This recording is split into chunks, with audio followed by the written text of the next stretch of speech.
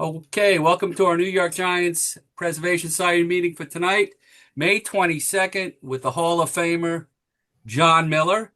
As we continue our Remembering Willie Mays, the month of May's programming. Next week, we will conclude it with famed ex-Giant executive Pat Gallagher. Monday is Memorial Day. I don't like saying Happy Memorial Day, so honor it, observe it, do whatever you like to do. Remember that people passed away to preserve our country. I want to wish congratulatory notes to David Krell, David Gunzareth, Brian Pinto, Dan Levitt, Lee Lowenfish, and John McLaughlin, who will be trotting up to Cooperstown to work in the Cooperstown Symposium. I failed to mention a couple of things last week. I sent out that survey. There are 29 states that are represented by our society, which is a wonderful thing. And last week also was the 200th Zoom that we have participated in and done with John Shea. That was number 200. It's an incredible number. Also, Alex Pavlovich has a great new podcast that he does for all you Giant fans. I know you listen to him maybe or read about him. You should check his stuff out. Lastly, Bill Swisher and his daughter Amy have worked on a project involving John McGraw. I'm going to give him 2 minutes before we turn the program over to John Miller. So, Bill, the floor is yours. First of all, thanks, Gary, for having me. It's great listening to you guys. John McGraw was born about 10 miles from where I live, and I got very interested in him a few years back when I was given a program of the Giant game when they came to Truxton, New York to play the local boys, the local Giants, and on August the 8th, 1938. So I became very investigative. I read a lot about John, his life growing up in Truxtons. So you drive through Truxton today, you see a monument of John Jay, and you make a right-hand turn by a building called Hiawatha Hotel, and the ball field's there. The ball field was named after John J. McGraw. There's nothing on it to indicate that except the name on the grandstand. So, and conferring with my wife and so on, we did a lot more studying, and we decided after meeting with the village officials in Truxton to offer a memorial plaque that we're placing, historic memorial plaque that we're placing on the ball field. And interesting, I contacted a high school baseball coach the other day and said, would you be interested in playing a ball game on that field? And he said, John, who? And that's one of the reasons why I'm trying to do what I am to restore the historic value of John J. McGraw to Major League Baseball. And Bill, when will this event take place? When does it take place? The game takes place on Saturday, August the 2nd At 1 at 1 o'clock on Railroad Street in Truxton. And I have a poster here that shows the grandstand and so on. But we went a step further in doing what we're doing. A monument was placed with the funds that was raised during the 1938 game for John J. McGraw. And fortunately, it's in the highway right away. And over the course of many years, it has deteriorated the base of it and so on.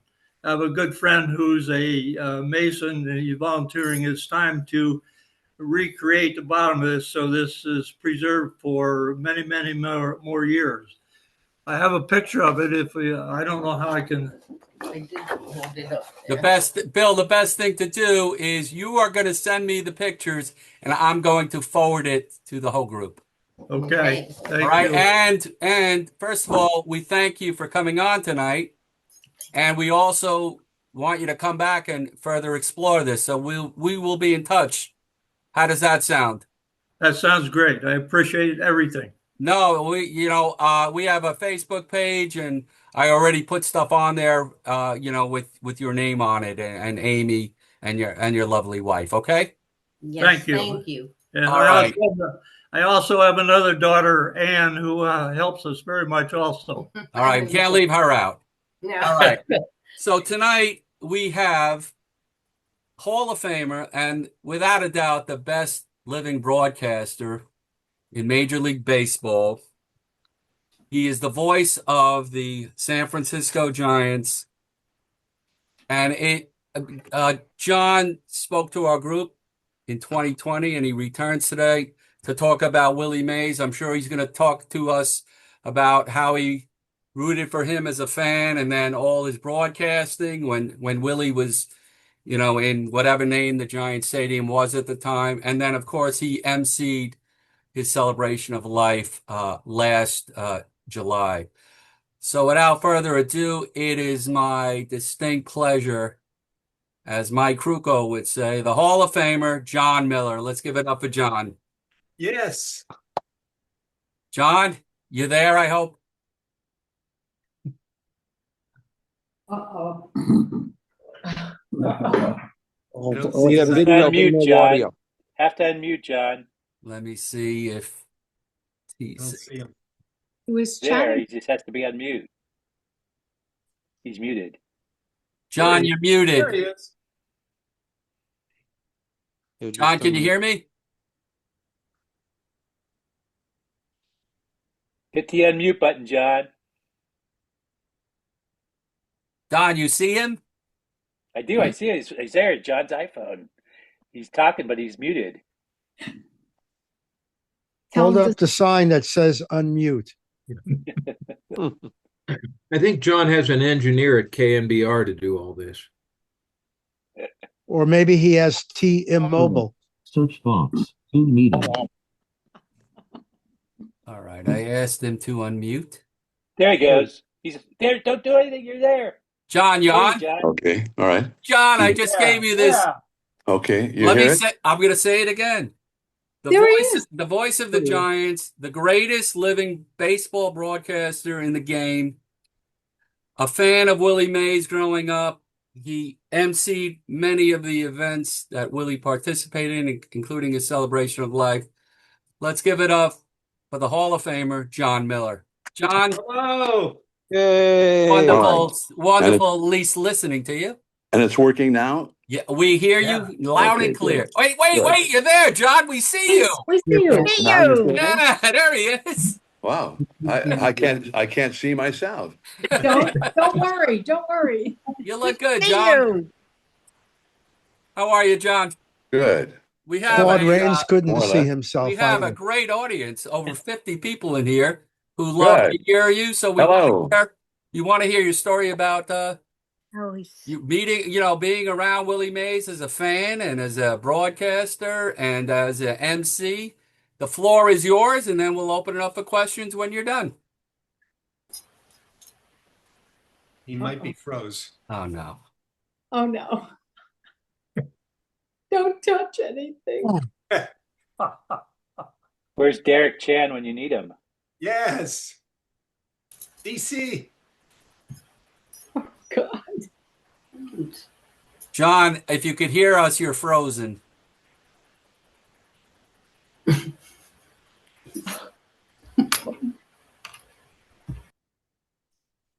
This is sometimes what you have to deal with technology. Just it is what it is.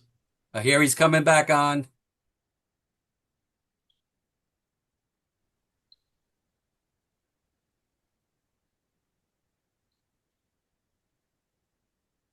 He doesn't have to be seen. No. As long as Right. it's better to That's be right. As long as we hear him. Yes. It could be like Claude Rains, the Invisible and Man. do you hear me now? Yes, Do you we hear do, me? John. We hear you great. All right. John, thanks for coming on tonight, despite the issues we're having. If you want to talk to us first, as as a young man following Willie Mays' career as a fan, and then as a seeing him all the time at the Giants park, whatever the name was, and then all you're doing is an MC when Willie was there, and then we'll open it up for questions to you. So the floor is yours. Well, like many Giants fans and baseball fans in general, I became a baseball fan because of Willie Mays. I don't think there's any question about that. And Willie, for me as a kid, I saw my first game in person in 1962 when I was 10 years old. And my dad and my godfather took me to a game. I kept pestering them, and they finally took me to a game. And the Giants and Dodgers first matchup of 1962, and the Giants won that game 19-8.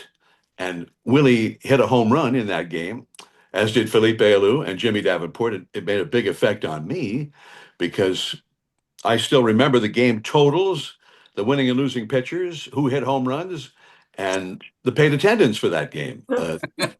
Billy O'Dell pitched a complete game 15 hitter, and a lawyer in San Francisco. I told the story one day during a blowout Giants game back in 1997, my first year broadcasting Giants games. And so I told the story of that game, and this lawyer was in the public library in the what they had then as the microfilm lab, and looking up some articles or whatnot for his case. And so he looked up that game. It was pretty easy to find, 19-8 in 1962. So he made a Xerox of the San Francisco Chronicle article by Bob Stevens, the Hall of Fame Giants beat writer, and the box score and whatnot. And one of the quotes in there, Bob Stevens asked Alvin Dark, then the manager of the Giants, if he was a little upset that in a blowout like that, he had to get his bullpen up in the ninth inning because the Giants were ahead 19-3 going to the ninth inning. And then the Dodgers scored 5 times in the ninth inning. And Alvin Dark's direct quote was, well, I knew Billy was fine because he had only thrown 150 pitches, 150. And that was going into the ninth inning. He'd only thrown 150. And he was just trying to throw strikes and get everybody back in the clubhouse. So he wasn't that concerned about giving up a few runs and so on and so forth. But he did get a guy named Jim Duffalo up in the bullpen. So Billy pitched a complete game 15 hitter. And the Giants, who had 12 hits, won the game by 11 runs. Stan Williams was the losing pitcher for the Dodgers, and Stan Williams was wild. He was walking people. Dodgers pitchers as a group walked 10 Giants in the game, and they made 3 errors. So, and I thought, wow, what a team, and this is great. Years later, I wondered, man, what if they lost that game 8-0 or something? Would I have been as big a fan as I became? But for me, Willie Mays, and again, I was 10 years old, but Willie Mays wasn't just a ball player, a great ball player, and a human being. Willie Mays was he was a superhero. I really thought he could do anything. And later finding out that he actually had a wife and he had a child, I was like, he does? What? What for? I didn't get it. So anyway, that was Willie Mays made me a baseball fan. I had a chance to thank him many times, and I thanked him. One day I said, you hit a home run in that first game, and he said, oh, good. I says, well, I wanted to thank you for doing that. How did you even know I was there? So. And that was the response I got from Willie. Willie was like, what? So anyway, so Willie, and that was one of the great things about being with the Giants as a broadcaster was that Willie was a lot of the time at the ballpark, and you'd see him down in Murph's office, Mike Murphy's office, at Candlestick, and then at what was first called Pac Bell Park, and today is called Oracle Park. I remember being in Chinatown. There was an old newspaper in San Francisco called the San Francisco News Call Bulletin that it went extinct. And in a shop in Chinatown on Grant Street, I found back in '97 a whole photo archive and photos that they had printed out and were selling from the News Call Bulletin. And one of the photos was taken in the Polo Grounds, right behind the backstop, like you were sitting in the box seats right behind the backstop. And you could see all the players. You could see Willie out there in center field. It looked like Stan Musial was at the plate, and which, with his stance, it was kind of easy to pick him out. So I bought the photo and brought it to the ballpark, and I thought, well, Peter McGowan, the owner of the Giants, grew up in New York, grew up going to the Polo Grounds. I want to show him this picture. But when I got to the ballpark, I couldn't find Peter McGowan, but in the clubhouse, there was Willie sitting there. So I pulled out the picture to show Willie. And Willie pulled out his Sharpie to sign it. And I said, "Oh, no, Willie, you don't have to sign that. I'm not asking you to sign." He looks at me and he says, "Well, why not? It'd be worth a lot more money." And I was, "Oh, well, great then. Thank you." So he signed it up in the sky above the center field clubhouse and whatnot. And then he started identifying all the players on the field. He thought it was Johnny Antonelli, left-hander on the mound, Musial at the plate, Wes Westrum behind the plate, and he went around the field. And you could see Willie. It was like the picture was from the point of view like you were sitting right behind the backstop, right behind home plate. So then I said, "What year do you think that was, Willie?" And he goes, maybe '57. So he pulled out his Sharpie again, and right beneath his name that he had signed, he wrote 1957. So anyway, so that's my big Willie Mays souvenir.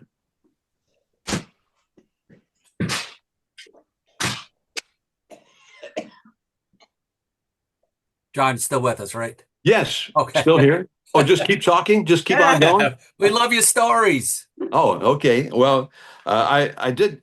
The year that Willie died last year, we happened to be at Wrigley Field, Chicago, and from Wrigley Field, the Giants were going to Birmingham for the Negro League history kind of appreciation game, the Giants and the Cardinals.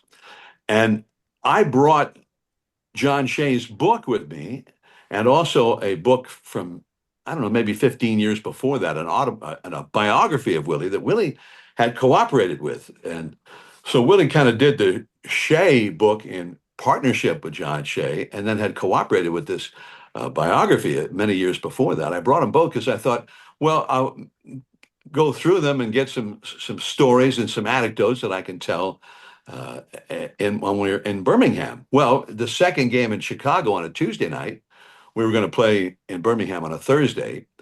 We get word just before the game that Willie had just passed away. So it was very sad. And we went on the air, and the thing that was kind of cool about the timing of it for us was that we were in Wrigley Field, where Willie played many, many times, going all the way back to the beginning of his career. I found out that the first time he played there in 1951, when he had just turned 21 a little while before, I think it was his 29th game in the big leagues.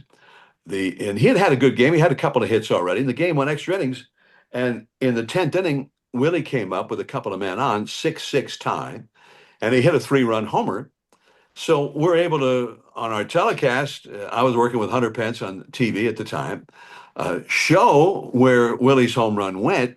And the real significance of that, and it was significant, of course, that he broke the tie, and it was the game-winning home run, but it was the first extra inning home run of what would be 22 extra inning home runs in his career, the most in history. Willie has the all-time record, and the first one that he ever hit was right there at Wrigley Field. So that was kind of cool. And I remember a story that Lon Simmons, the great Giants broadcaster, told me about a bet that, and I don't remember if it was Lon had the bet or maybe Russ Hodges had the bet. The Giants back in the 60s had a pitcher. He was kind of a swing man. He could start and he could relieve, named Ron Herbel. And Herbel, he was a pretty good pitcher, but he was maybe the worst hitter of all time in Major League history. And there have been some pitchers that were pretty bad hitters. but I can't imagine any of them were worse than Ron Herbel. He had 2 hits in his career, and it was in the late 60s by then, and both of them had occurred in the Astrodome indoors. So he had still never had a hit outdoors. Now, this is Wrigley Field before they did all the renovations and making bigger dugouts and whatnot. It was still the old-timey dugout from the 1914 era. And Willie had a bet, and I can't remember if it was with one of his teammates or with Russ Hodges, but like a $500 bet about Ron Herbel, because these guys bet Willie. I think they thought the law of averages would be in their favor, that Ron Herbel that year would get a hit outdoors, and which he had never done. So that day, Ron Herbel hits what looks like a clean single to right field. And somebody show, oh, Willie, there goes your 500. And Willie jumps up to get a better view and hits his head on the low-hanging roof of the dugout, and it knocks him out, and he crumples to the floor. And what he missed while he was out cold was the right fielder for the Cubs picked the ball up and threw to first and threw out Ron Herbel. So when Willie got knocked out, he thought he was out $500, which in those days was a pretty good piece of cash. And when he came to with the smelling salt, Doc Bowman, I guess, was still the trainer, and they told him, "Well, you didn't lose the 500 after all." He got thrown out of first, and Willie refused to believe that. But they had to. Finally, Herbel came over and told him, and he thought that Mays was getting all over his case for getting thrown out at first. But anyway, so Willie was kind of fun in that way. Russ Hodges used to have and Russ Hodges was the Giants broadcaster who came with the team from New York, who did the Bobby Thompson home run, of course. As I'm preaching to the choir here, you know all that. But Russ used to have a bet with Willie, and Willie's the one who told me this, for $500, that Willie could not get 5 bunt hits. And I think Russ thought, well, why would he bunt? He could hit a home run. He's one of the great home run hitters of all time. But Willie wanted to win that $500, and he was a good bunter, which he had learned from his dad. And when he played in Birmingham, Piper Davis was the manager, the old Birmingham Black Barons in the Negro Leagues. And so Willie wanted to get that out of the way early. And I asked Willie about it. He told me that was true. So he wanted to get 5 bunts by mid-May and win the 500, and then have to, he could put the bunt away for another year. But and he'd go out and he'd get them. He'd get 1 a week for the first 5 weeks, and by mid-May he'd won the 500. So I don't know how Russ actually made a living if he kept losing all these bets to Willie over the years. But anyway, so Willie, it was fun. The great thing about doing Giants baseball for me, having grown up a Giants fan, that was its own reward. But the fact that Willie was at the ballpark most of the time, McCovey was there every day, Cepeda was there a lot, and every once in a while he'd walk into Mike Murphy's office, especially when the team moved to Pac Bell Park, the new ballpark, which incredibly to me, it's still the new ballpark, but it's the 26th season for the Giants in their new ballpark. But Mike Murphy had a big office there, like Murph was a corporate executive, and the main thing he did with it was that's where Mays and McCovey and Cepeda, and when Juan Marichal was in town or whoever was there, that's where they would hang out before the games. And so you could walk in there and see any one of those guys, and sometimes all 3 of them. I remember trying to calculate the number of home runs. I thought, wow, Willie 660, McCovey 521, Cepeda, 369 or what. And I was figuring all that out, thinking, man, is this the most home runs ever gathered in one room outside of Cooperstown at the Hall of Fame ceremonies? What a night to be in this room. And then Barry Bonds would walk in. And then I thought, well, this is definitely the all-time record. But Willie, Willie loved to laugh, and Willie loved people who could make him laugh, and he loved to rag on guys. And so Barry had hit his 500th home run against the Dodgers, and he comes in, and Willie starts getting on him. He says, man, that took you a while to get to 500, didn't it? And Barry was like, well, it was almost like I had a little stage fright. I was tried so hard to hit number 500. I couldn't hit anything there for like 10 days. And I was so glad I finally did it. And Willie says, well, you're gonna have to pick it up a little bit now, and you can't keep up that pace if you're going to be a great home run hitter. And Barry said, the only thing I care about is, and I don't care about getting to Babe's number or Hank Aaron's number. For me, it's 660. I just want to hit 660 and maybe just stop right there. And that's the one that's the magic number for me. And then Willie looks at him and he says, 660? Well, you just got 5. Man, you better get busy. That's going to take some doing. I don't think you're going fast enough here, man. If you're going to get sick, if you want to reach me, you better get going. So anyway, so they had fun, and it was fun to see Barry around Willie because there was such affection between the two. I mean, Barry would dote on his godfather, Willie Mays. He'd ask him if he needed something to eat, if he needed something to drink, and then Barry'd go to the lunchroom in the clubhouse and he'd get a plate of food for Willie. He'd make sure he had a card table and some Sharpies. The guys would come in and Willie would have anybody who came in sign that card table, and then he would auction it off at the end of the year for the Willie Mays Foundation, the money he was raising for kids and the Boys and Girls Clubs, things like that. And so that was one of the cool things there. But I would remember plays. I remember on TV before the Dodgers moved into Dodger Stadium, they played at the old LA Coliseum, which was built for the Olympic Games, and the Dodgers played there when they first went to LA while Dodger Stadium was being built. And it was not, it would be like, they could have, I guess, done it like the Polo Grounds. That would have been a little bit too much for the O'Malley family to bear, I think, to have a ballpark that was laid out the way the Polo Grounds was laid out, the Giants ballpark. But so they had a screen in left field. It was 240 feet to the left field foul pole, and they put up a 40-foot high screen. And it was so close. And then right field was huge, and center field was way back to try to even it out a little bit. But so that was the really weird place to play. But I remember the Giants would only televise the games after they came to San Francisco that were played in L.A. So the first games I ever saw on TV were the Giants and Dodgers at the L.A. Coliseum when I was 8, 9 years old. And I remember, a guy named, I think it was Darrell Spencer, who had played for the Giants at one point, and they went extra innings. They're bottom of the 10th, the bases are loaded, and Darrell Spencer hits a pop-up to left field that lands over that screen down the left field line 240 feet away. That's a game-ending grand slam. So that was kind of a downer. But when they did move into Dodger Stadium, the first memory I have of a game at Dodger Stadium on TV was a fly ball to right, and Felipe Alou is the right fielder.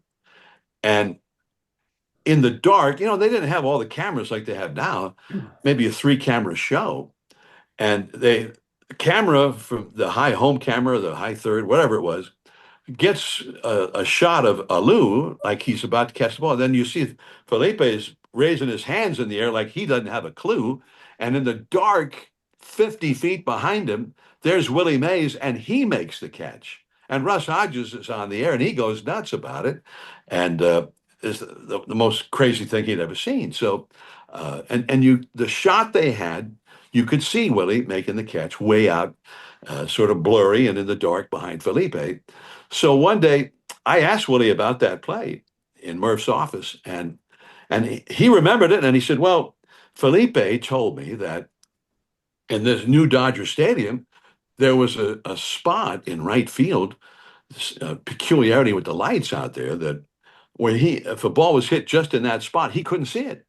So he just said, maybe on a fly ball to right, just in case, if you think of it, maybe cheat in that direction, and in case I need some help. Well, sure enough, that night he needs some help, and Willie had remembered that, and Willie was there, and Willie didn't just catch it; he caught it as if that's where he was playing both positions. Like that's just what he thought would happen. So that was a cool memory, and Willie was I think the first year at Dodger Stadium, the Giants and Dodgers ended up in the playoff again, very similar to 1951. The Giants didn't come from 13 and a half back as they did in 51, but they had, in some ways, it was an even longer odds against them in that, with maybe 7 games to go, they were like 4.5 games behind. It looked impossible. The Dodgers lost every game in their final weekend to the Braves, and they didn't score for, I don't know, the last 25 innings or whatever it was, some incredible thing like that. They lost the last game 1-0. Gene Oliver hit a home run to beat it. And then the Giants shut him out in the first game of the best-of-3 series. And Willie hit 2 home runs against Sandy Koufax in that game. So then they had to go to L.A. for games 2 and 3. And it ended up in the finale, game 3. In 51, the Giants were down 4-1, bottom of the ninth. And of course, we know what happened. And Bobby Thompson hits the shot heard round the world. It was the miracle of Coogan's Bluff. And the Giants win the pennant. The Giants win the pennant. And they're going crazy. They're going crazy. Whoa, whoa. And anyway, Russ Hodges used to tell that story every summer when I was a kid, between games of a doubleheader. And he would kind of announce that in advance that, by the way, between games, we're going to play the Bobby Thompson home run and tell the story of how that came to be and what all happened. So now in 62, here they are in another playoff, and 11 years later, and the Giants are down 4-2 in the ninth inning, but not at home. They're playing at Dodger Stadium. Now, that's the year they moved into their beautiful palatial Taj Mahal of baseball, and they had the highest attendance in the majors, as you might expect. They had a really good team, and here were the Giants down 4-2, and they get something going. Willie gets a big base hit in that ninth inning, and they end up scoring 4 times to go ahead 6-4. But the crowd was only 25,000, and it was kind of a mystery. And people thought, well, they were weekday games. The Dodgers didn't ever play weekday games. They always played weeknight games. And none of the tickets were sold in advance. It all happened on the last day. And nobody thought that the Dodgers would have to be in a playoff with such a big lead with only a few games to go. Whatever it was, there were 25,000 people there. And Russ Hodges, in his autobiography called My Giants, and which I devoured, and it might have come out in 63, as I recall. But he told the story of that and how Dodger Stadium, in that ninth inning after the Giants started scoring, and then when they went ahead, Dodger Stadium sounded like it was a funeral. Nobody made a sound. And Russ was so worried because his booth was right next to Vin Scully's booth. And he remembered how excited he got in 51, and he did not want to do that in a deathly quiet Dodger Stadium because he thought, my shouting will bleed over into Vin Scully's broadcast. And just that's against all protocols here. I need to keep that from happening. But he was so excited. He actually took some kind of a tranquilizer that he used to get a night's sleep on a hotel. He didn't often sleep well in hotel beds or whatever it was. And then he was still so excited, he took another one and took another one.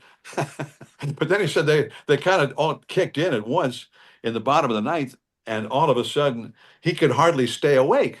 So here's Russ Hodges, the guy of the Giants win the pennant, the Giants win. And he can 2 down in the ninth, and just 1 out, 1 out more. And he's just trying to keep his eyes open. So anyway, that was there's a tape that I found. There was the guy in, I think it was New Jersey, in the baseball magazine that would come out once every, I guess it was once every 2 months, called Baseball Digest. You remember that one? And he had a company where he would sell these old broadcasts. From what I could tell, the broadcasters would never make any money out of it. Only he made money out of it. He called himself Danrick Enterprises. But I bought some of these really old ones because I was interested. I wanted to hear Red Barber back in the day and some of the other guys who did games in the 30s. He had games from the 30s and in the 40s and whatnot. But uh, uh, so he had a broadcast or some tapes from that game 3. And Russ was on television back to San Francisco, and Lon was on radio. And the middle innings, they switched, and Harry Carey was there. And I guess it was the Cardinals who had finished up in LA that year, not the Braves, as I erroneously said earlier, because Harry was in town, and he stayed just because he wanted to see the playoff. And Harry, great broadcaster, but also just a great baseball fan, and so he kind of sat in the booth with Russ, and in this case, Lon was in the radio booth, and there was just the one guy there, and then. Uh, Lon went over with to do the television in the middle innings, and Russ came over, and then Harry started doing the color with them, which was kind of incredible to hear in that playoff. Something that I had not remembered at all. That there it was Russ Hodges, Lon Simmons, and Harry Carey for much of that final game. So that was kind of a fun aspect of that one. So that was and then it went to the World Series. And I remember asking Willie to tell the story many times because he hit that double in Game 7 of the World Series after all that rain, and it was wet and muddy. The track was slow. And Roger Maris was able to pick the ball up. And even though it was a wet baseball, he made a great relay throw into Bobby Richardson, who was a Gold Glover. And Matty Alou was the tying run, and he got held up at third on Willie's double, clutch double. And Willie always insisted that Matty should score. And I remember on the air with Willie asking him about that, and he wouldn't say per se that he should have scored. He said, "Let me just put it this way: I wish I had been the runner at first base because on that same ball I would have scored." So, and well, of course he would have scored. He's Willie Mays, and anyway, that was Willie, great base runner, and he definitely could do it all. But so that was kind of a tough subject because the Giants could have tied it on that, and Giants fans felt like maybe they should have tied it on that. And then McCovey hit the line drive to Richardson, and it could have been one of the hardest hit balls he ever hit. And I'll never forget McCovey telling this story when he went to the Hall of Fame. And I think Willie was not known for his dry sense of humor and whatnot, but he got off one of the great one-liners that I remember. When he got to the Hall of Fame, somebody at the press conference there before the induction said, "How would you like to be remembered, Willie?"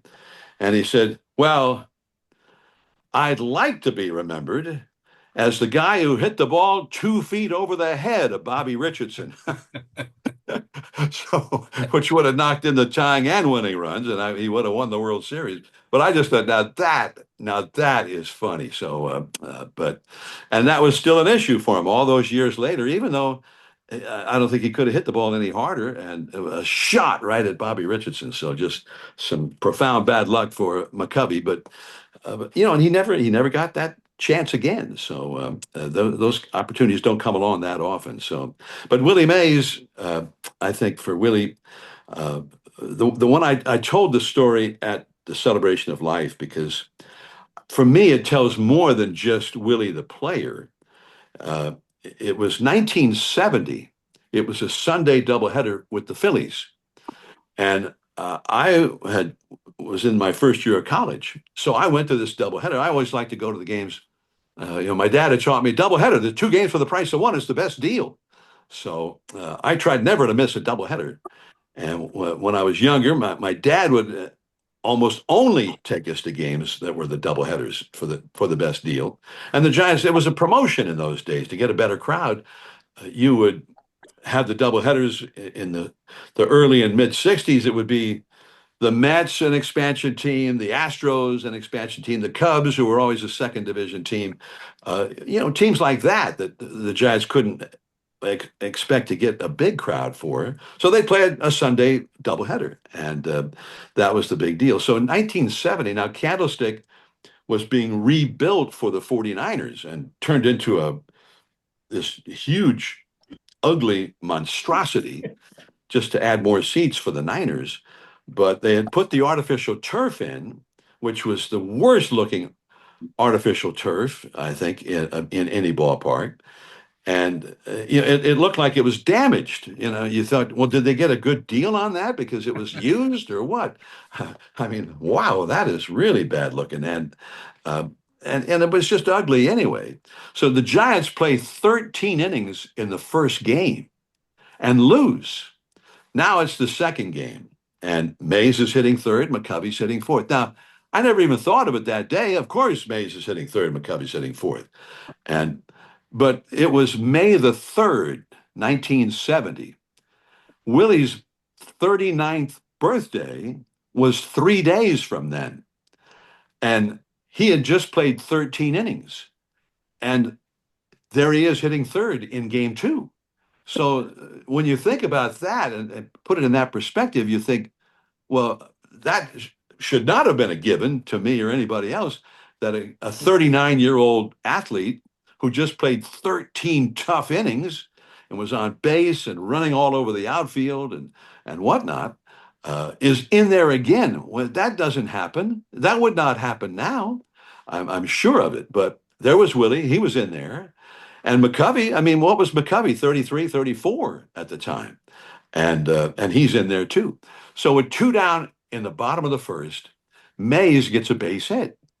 Now, on the new ugly artificial turf at Candlestick Park, the Phillies go into this big shift. At that time, the only guys in the National League that they would do that against would be McCovey and Stargell, where everybody would move over and the second baseman would be out in shallow right field, and maybe they put a third infielder on that side and whatnot.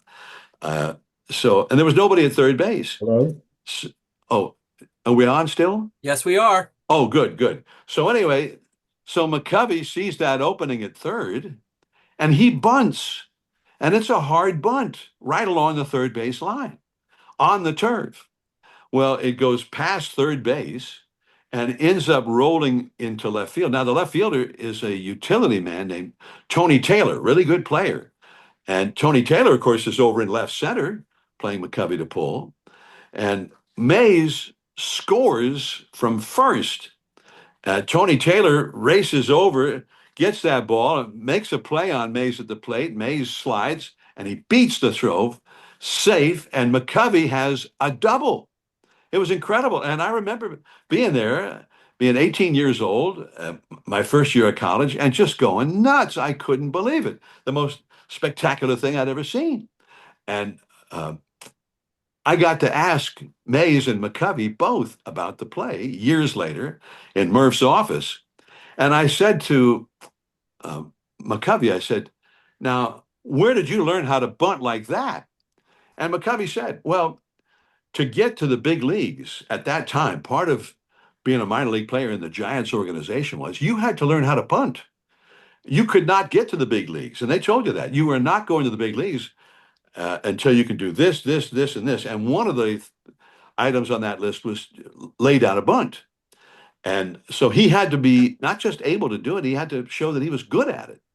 So that was always in his hip pocket. And he periodically would bunt for a hit, especially when he was in a slump. Mickey Mantle would sometimes do the same thing during his career with the Yankees.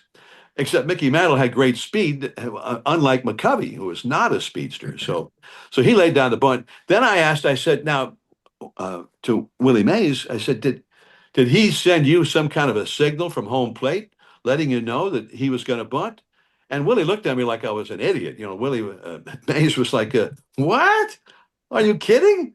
I said, well, I mean, you scored from first, like somehow you had some advance notice or something. And he says, no, if he had signaled me, and he didn't, if he had signaled me, I would have called timeout and run to the plate and told him to knock that off and just hit one over the fence. Do not bunt. So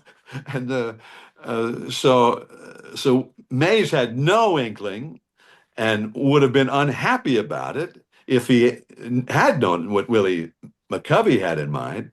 And yet he sprinted at just 3 days shy of his 39th birthday in his second game of the day after playing 13 innings in the first game. And remember, in those days, the second game of the doubleheader started 20, 25 minutes after the first game was over. You didn't go in and have a meal and take a nap and whatnot. You went in and maybe put on a clean uniform, and you went out and played another game almost immediately. And so I just thought because I always remembered that play. And Darren Chan, our producer and engineer on Giants Radio, during the pandemic, he went into the archive at KNBR, the flagship station of the Giants Radio Network, and they had all these cassettes just sitting in shoe boxes and whatnot. And he had a project while we had no games of finding, and most of these cassettes were not even labeled. So he listened to them to find out what was on them. And he had heard me tell that story about the McCovey bunt that was a double and Mays scoring a few times. Well, he found Russ Hodges' call of that incredible play. And I told him, I says, wow, that is gold. And we'll play that probably once a year, tell the story, and then play that on the air. Because and Russ Hodges, it was the last year that he was the Giants' regular broadcaster. He semi-retired at the end of that year. And Russ, who could not have had any inkling that McCovey was going to bunt. And he did as great a radio call as anybody has ever done and gave a good, crisp, vivid description of the ball going down past third and into left field and Taylor racing after it. Mays might score, he said. Here's Willie heading home, and here comes Taylor's throw to the plate. Willie hits the deck and scores. Willie Mays scores from first base on a bunt that was a double. And it was just because I thought, man, I would have been not just tongue-tied. I would have been so shocked. I might not have been able to get a word out at all initially. But anyway, so that for me, that was part of the lore of Willie Mays and the way he played the game.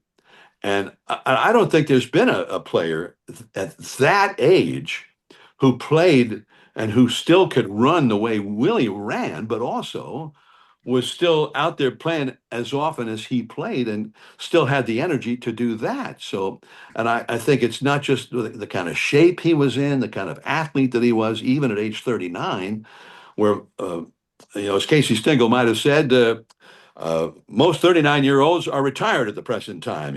You could look it up, but still had the passion for the game that where Willie would shrug when I asked him about it and just say, well, of course, what are you going to do? That I knew immediately that I was going to score. As soon as he bunted it, I thought, I'm going to score. And so he's just tearing around the bases, and he was almost 39 in 3 days, and he was running the bases like he was still 22. So for me, that is the Willie Mays that I remember, the guy who could do almost superhuman things and who just had such respect for the game and love for the game that he played the game that way no matter what. And that, for me, is an ultimate example of what Willie could do. And that was a bad year for the Giants. 1970, they had gone in spring training to Japan in the middle of spring training, and they played a series of games over there.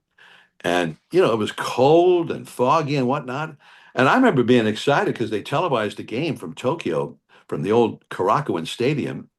And Sadaharu Oh and Shigeo Nagashima, they were the Mays and McCovey of the Tokyo Giants, the ON Cannon. And they were in the middle of a stretch where they won the Japan series 9 years in a row. And the big corporation, the Yomiuri Corporation, they owned the big newspaper and media. They had a media empire. They were always promoting the idea of an actual World Series, that Major League Baseball champion playing the Japan Series champion. And they really kind of wanted to do it then because the Tokyo Giants were at the height of their power with the ON Cannon. And so the Giants went over there, and it really doomed them, as it turned out, to this bad year because Juan Marichal got sick, and they put him in the hospital and gave him the miracle thing of the penicillin, and it turned out Juan, did not realize it, was allergic to it, and it almost killed him. And he ended up in the hospital there for a long time, and he lost weight. And the Giants came back, and a week or so later, they got started on the season, and they were jet lagged and worn out and whatnot. And then their ace could not pitch. And by the time Marichal got back to where he could start pitching again, they didn't have rehab assignments. Like, it wasn't like you had the guy on the disabled list and you sent him to Phoenix to start his rehab assignment and build up his arm strength down there. He had to do it in big league games. There was like nowhere else to do it. So he was getting just beat up again and again and again. And he ended up late in the season, by the last 2-3 months or whatever, looking like Juan Marichal again. He actually ended up with a winning record that year. I think he was 12-10, but his ERA was over 4. He was so bad early on. And I have a tape. A friend of mine out here had taped a Giants game at Wrigley Field, and it was a summer game with all the kids, and it was Fergie Jenkins against Juan Marichal. Well, this is when Juan was still trying to build up his arm, and he was getting worn out. And the Cubs, Banks and Santo and Billy Williams and George Altman and all the guys they had, Randy Hundley, and they just destroyed Juan. And even Russ Hodges was like, well, it's so sad to see he just doesn't have his strength yet. And then the Giants started roughing up Fergie Jenkins by about the 5th or 6th inning. I think the final score ended up being, I don't know, 12-10, or the Giants ended up losing, but it ended up being quite a game and had one of those home runs out into Waveland Avenue for either Mays. It must have been Mays if it was Waveland Avenue, where Lon was on the air, and he said, "Here's the pitch to Mays. Swung on, tell it goodbye." And just immediately, because he knew it was going to clear Waveland Avenue and end up on one of those yards across the street. So anyway, those were kind of cool days, because I just remember thinking it made me a fan of the Giants, because they had so many good players and were so fun to watch, and mainly Willie Mays. Hey, John, I mean, your remembrances are just recollections are just fabulous. We'd love to have what? Somebody turn off their sound, please. We would love to have some questions asked of you. Are you game for this now? Sure. Yeah. All right. First of all, I want to just say, last year you celebrated your 50th year in the booth, so congratulations on that. Just an unbelievable career. So, if you can indulge us, we're in an alternate universe, and you, Vin Scully, and Harry Carey are describing a great catch by Willie Mays. Can you do that for us? You mean all of them? Yeah, all three of you were discussing a Mays catch. Yeah, I mean, Russ Hodges always used to say, and part of his description on the radio of a Willie Mays catch in the outfield, even just a routine play, or especially a routine play, because he always made the basket catch. And Willie used to talk about like there was a good reason for the basket catch, because it wasn't just being showy. There was a real reason for it, and where he was in position to throw and closer to his hand, and blah blah blah. And later in life he did admit that for him, and he learned this when he broke in the Negro Leagues. He was 16 years old. He had just turned 16 when he played his first game for the Birmingham Black Barons in the ballpark that we visited last year, and in the tribute to the old Negro Leagues. So we got to see that ballpark where it all started for Willie. But a lot of times, part of the Negro League season was doing some barnstorming. They would sometimes make more money barnstorming with another team and going into towns that didn't have professional baseball than they would actually make during their league season. So, and Willie learned from some of the guys who've been around longer about the showmanship.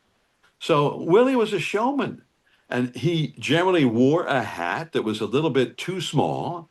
And as soon as he had to go run, when he knew he had to go for a long run to catch a fly ball, he would be sprinting and his arms would dig, but he would kind of, as if that was just part of his running, he'd swipe that cap off so it would go flying off his head while he was chasing after the ball. So he admitted that that was part of the deal, and that the basket catch was the showmanship as well.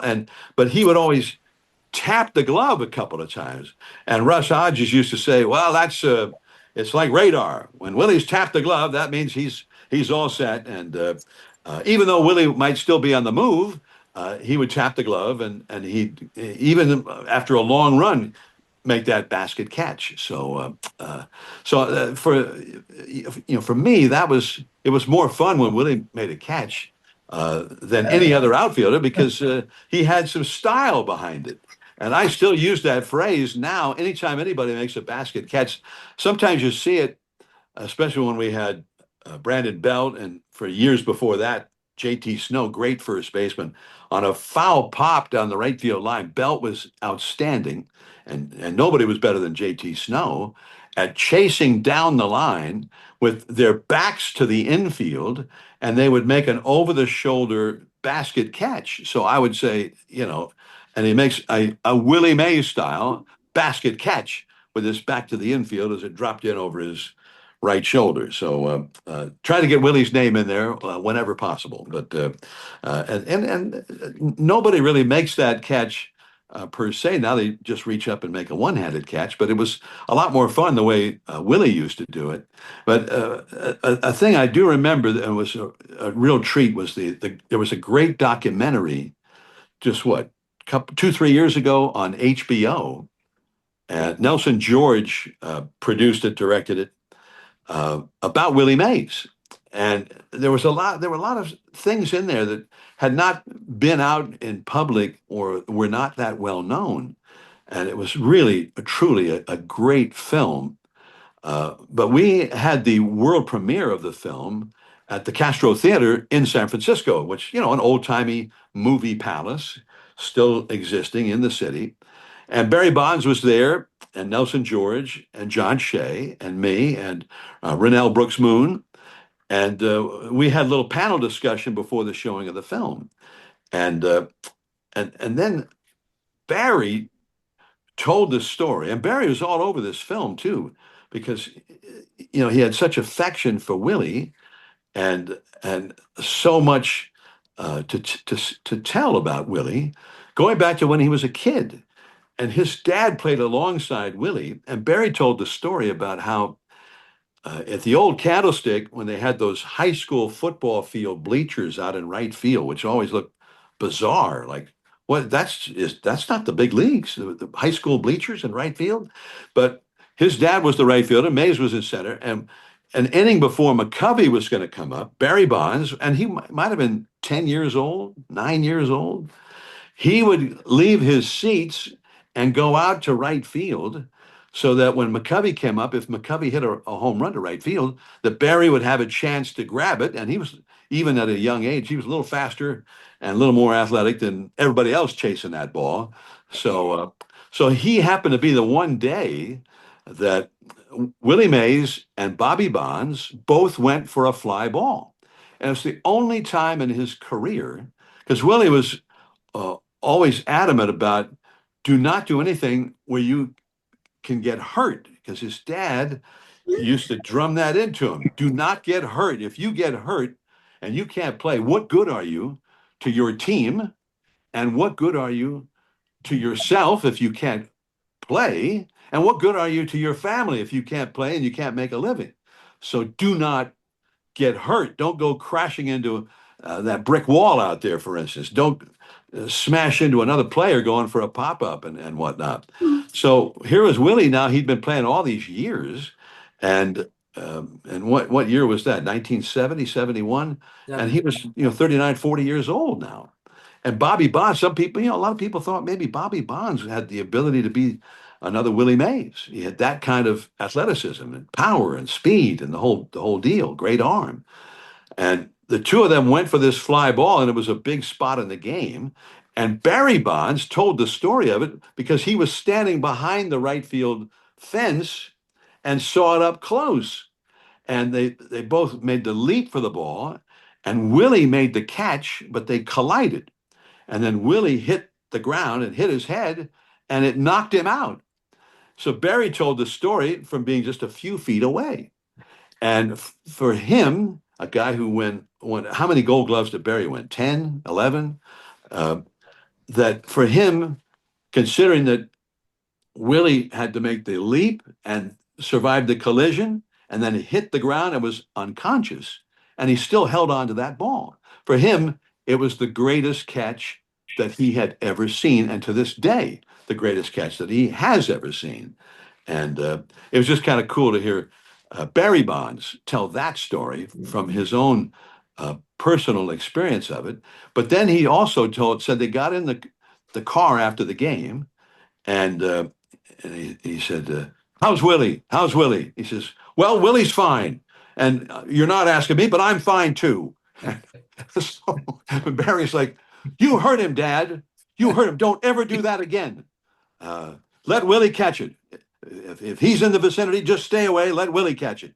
And Bobby was like, "Well, Barry, I think you don't understand. I'm just telling you, don't ever do that again. You heard him, and that cannot happen again." And so he's scolding his dad. He's like the 9-year-old Barry Bonds. Because he had this great affection for Willie Mays. So anyway, for me, that was the favorite thing, and they touched on that in that movie, but on stage there at the Castro Theater, Barry added on a little bit to that. So anyway, so that was one of the moments. The only time Willie ever really had that kind of a collision and really got hurt. And even then, it didn't put him on the disabled list. He didn't miss any appreciable time as a result of it. Thanks, John. Eric from Giant Sports Talk Live, you're up. Hey, Gary, thanks for letting me get this question in. John, it's a pleasure to be able to talk to you. I know you always pass it off to Dave talking about painting word pictures. Well, my friend, you are the master artist, and I appreciate everything that you do for us Giants fans who were able to catch the games both on TV and on the radio. So much appreciated. Thank you. You bet. The question I had, you're talking about the great affection that Barry had for Willie. Well, Willie was able to be able to reciprocate that affection back in 2018. And look, I was born in 1973, so I didn't get a chance to see Willie Mays play. So this is an example of what I saw in Willie Mays after he was done playing. But he really didn't come out and make a lot of proclamations. But in 2018, during Barry Bonds' number retirement, and I don't know if it was unscripted or if it was scripted, but he came up to the microphone and he gave a passionate speech about trying to get Barry Bonds elected into the Hall of Fame. What was that scripted, or is he right off the cuff from Willie Mays? It was it might not have been off the cuff from Willie's point of view. He might have intended it, or I think as a public speaker, Willie was at his best off the cuff, spur of the moment, because I think that it came to him at some point during the festivities, because he was not on the program, and there was not a spot, there was not time listed in the program for Willie to speak. But he, at some point, he started saying, "I need a microphone. And his assistant, Renee, she helped guide him to the podium. And then he told that story and talked about how, and I well remember it, about how one of the great thrills of his career was going into the Hall of Fame and being able to experience all of that with all of the greats of the game, and the ceremonies themselves, and the dinner afterward with all the other all-time greats, and going back there to Cooperstown in the years after that. And the way he put it is, and I'm paraphrasing, is put somebody in the Hall of Fame that deserves to be in the Hall of Fame. And I'm imploring all the voters. Barry has had one of the great careers in the history of the game. Put someone who deserves to be in the Hall of Fame in the Hall. And please, and put Barry Bonds in there, because he really deserves to be there. and I'm asking for that favor from everybody and everybody who has the vote. So, I thought it was such a sweet moment and his affection for Barry, but also truly speaking from the heart. And when he said he wanted to speak, I mean, he's Willie Mays. It's like nobody down there was going to say, "Oh no, tell Willie he was sorry," but no way, can't happen. So if Willie wants to speak, he's going to speak, and get him a mic, get him over there. So that was it. But and I think that I remember when Barry was closing in, McGuire had hit 70, and now it was what, a couple of years later or whatever it was, 3 years later. And then Barry's closing in on that same number, and we're in Houston, and it was like the Astros, the whole team was like, we're not ever going to throw Willie a strike. And they kept walking Barry over and over again. And the Giants kept beating the Astros' brains out. And so Willie was there so that if he hit number 70, that Willie would be there, and he could go out and congratulate him and whatnot. Or if he even passed McGuire, even better yet. But he saw how frustrated Barry was in the final game, and he went down into the clubhouse after the latest, and they might not even have walked him. One guy came in and drilled him and got immediately ejected. I think his name is Russ Springer, and I don't know. He had something against Willie or against Barry, and he drilled him, and the umpire immediately ejected him, and so. But Willie found Barry in the clubhouse, and the way the story is told, that he said, "I know you're frustrated. We're all frustrated, but we've won every game of this series, and we're in a pennant race. And the guy behind you has knocked in 8 or 9 runs in this series, and we're destroying these guys every game. So be ready, and if suddenly you get a pitch to hit, you'll hit it, but." Otherwise, keep taking your walks if they're fine with that, and let's just keep beating their brains out and go keep winning in this pennant race because we need all these games. So he gave Barry a little pep talk, and he might have been the only guy on the planet that could give Barry Bonds that kind of a pep talk. And so now after that, the Giants are ahead, I don't know, 12-0 or some lopsided score. And the Astros bring in this young left-hander who, is a guy who throws 100-mile-an-hour fastballs and doesn't have a clue. He's 20 years old, and he's up from A ball or double A. It's almost like they brought him up just to have him pitch to Barry, just in case, because he might drill Barry, and what is anybody going to say about it? He had no idea. And he threw 2 or 3 pitches to the backstop just warming up. And so the first pitch to Barry was way high and outside. It might have gone over everything to the backstop. And then he threw another one out there, and it was like, well, here we go. This guy, he can't throw a strike to Barry. It's like, hopefully he won't beat him or something. And then all of a sudden, and he's a left-hander, all of a sudden, he throws him one right down the middle at 100 miles an hour or whatever it was. And Barry, who hasn't even had a pitch to swing at for 4 days, crushes it, and it was the longest home run that I'd ever seen at Minute Maid Park, over the right center field bullpen and into the second deck. It was just a breathtaking home run, and that's kind of, for me, I like to put that result together with Willie's little pep talk for Barry an inning or so before down in the clubhouse. Thanks, Eric. Mars, you're up. John, one of the things I love about you is you're a broadcaster with a sense of humor. That's one of my favorite things. And I don't know if you remember this, but at the Lantos Tunnel, which was turned into the walkway bicycle path, my girlfriend and I were hiking along that path, and we ran into your wife and you. And I don't know if you remember that, but I posed a question to you.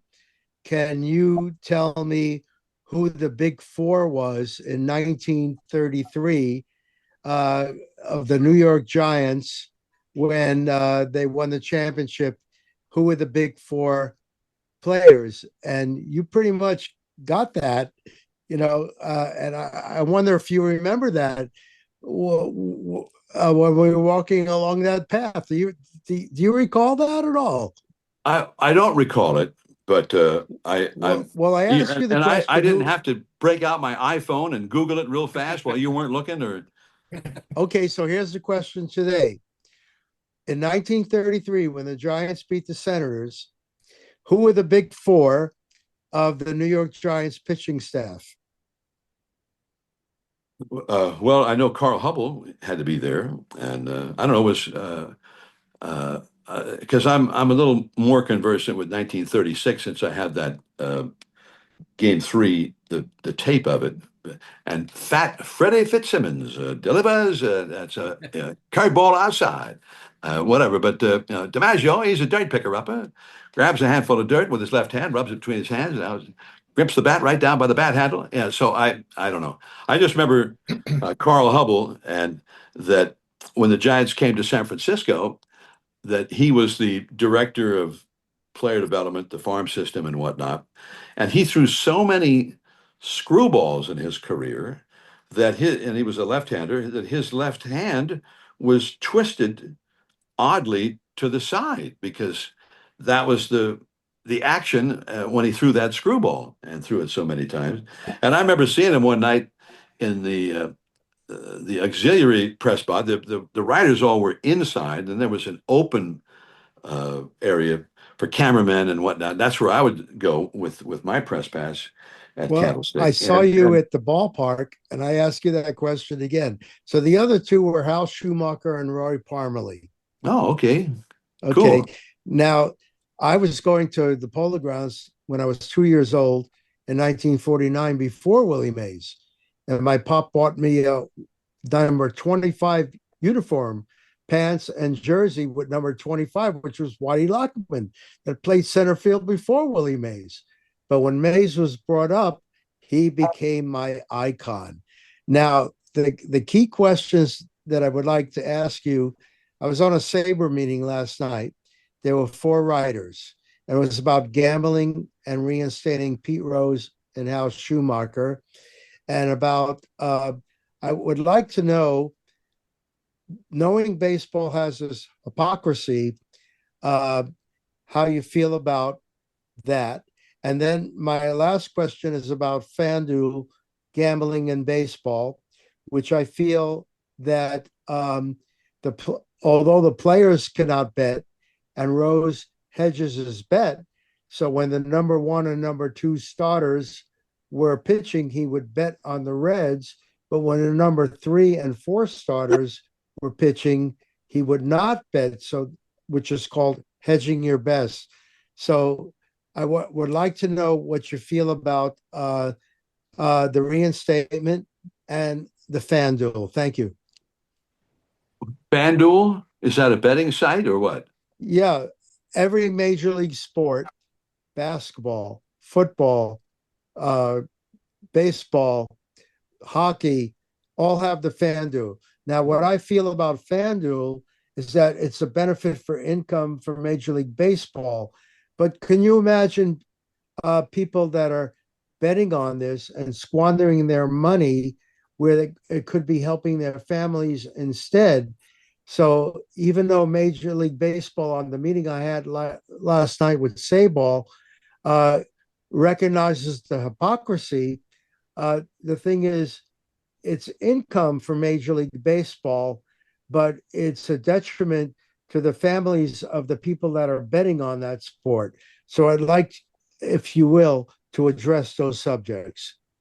Well, I will say, I think that Pete Rose, I was my partner on Sunday Night Baseball on ESPN for many years, Joe Morgan, who also grew up a Giants fan and a great fan of Willie Mays, and who had a lot of his own great stories about Willie. And Willie, the first time he met him when Joe came into town with the Houston Astros as a rookie, and Willie meeting him at the batting cage before and inviting him to to come down to his house for dinner that night after the game, and how he kind of took Joe under his arm and took him into the closet where he had all these suits and whatnot, and he told him, pick out a couple of sport coats and or some suits that you like, and a couple of shirts and ties, and and he just helped outfit this rookie that he was impressed by, and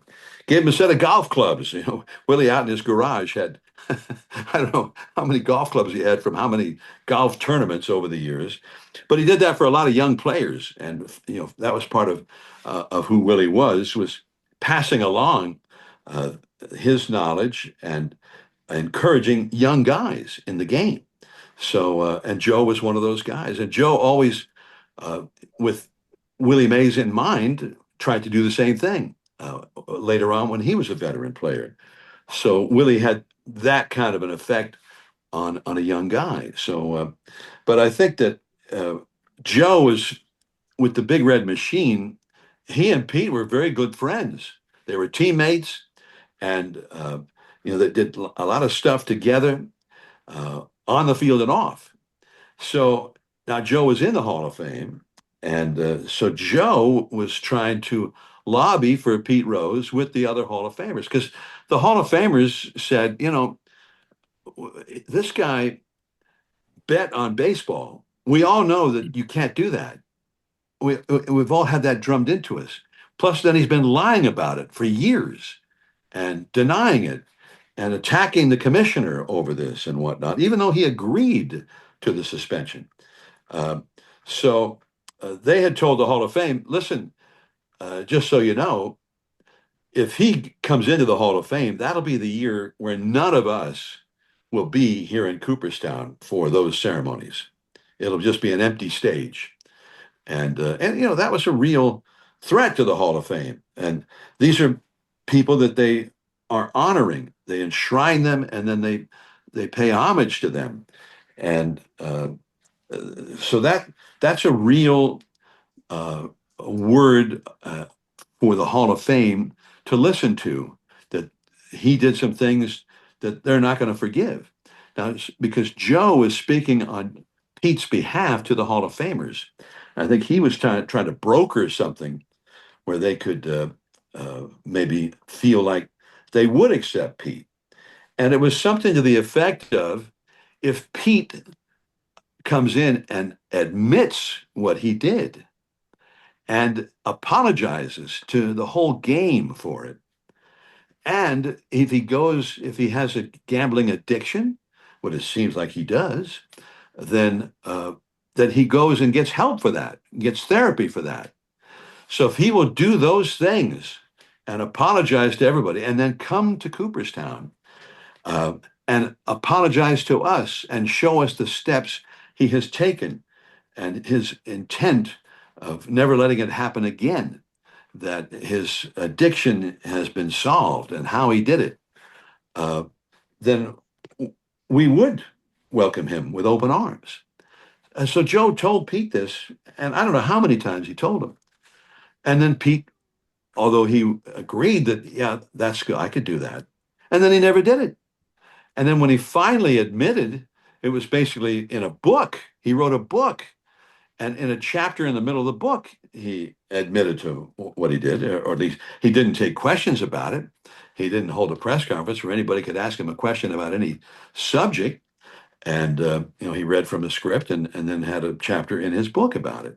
So the players were not impressed, and this is not what they were requesting, and they felt it was hypocritical. So besides, so Joe, almost to his dying day, was trying to get Pete to listen to the Hall of Famers who wanted to embrace him. I think, the Hall of Famers all thought he was worthy of being in the Hall of Fame, but that these were sins that they could not ignore. So it is a tragedy, and it's a sort of a classical, Shakespearean kind of a tragedy. But and now the commissioner says, because he has passed away, that he can no longer do damage to the game by gambling on the game any longer or whatever.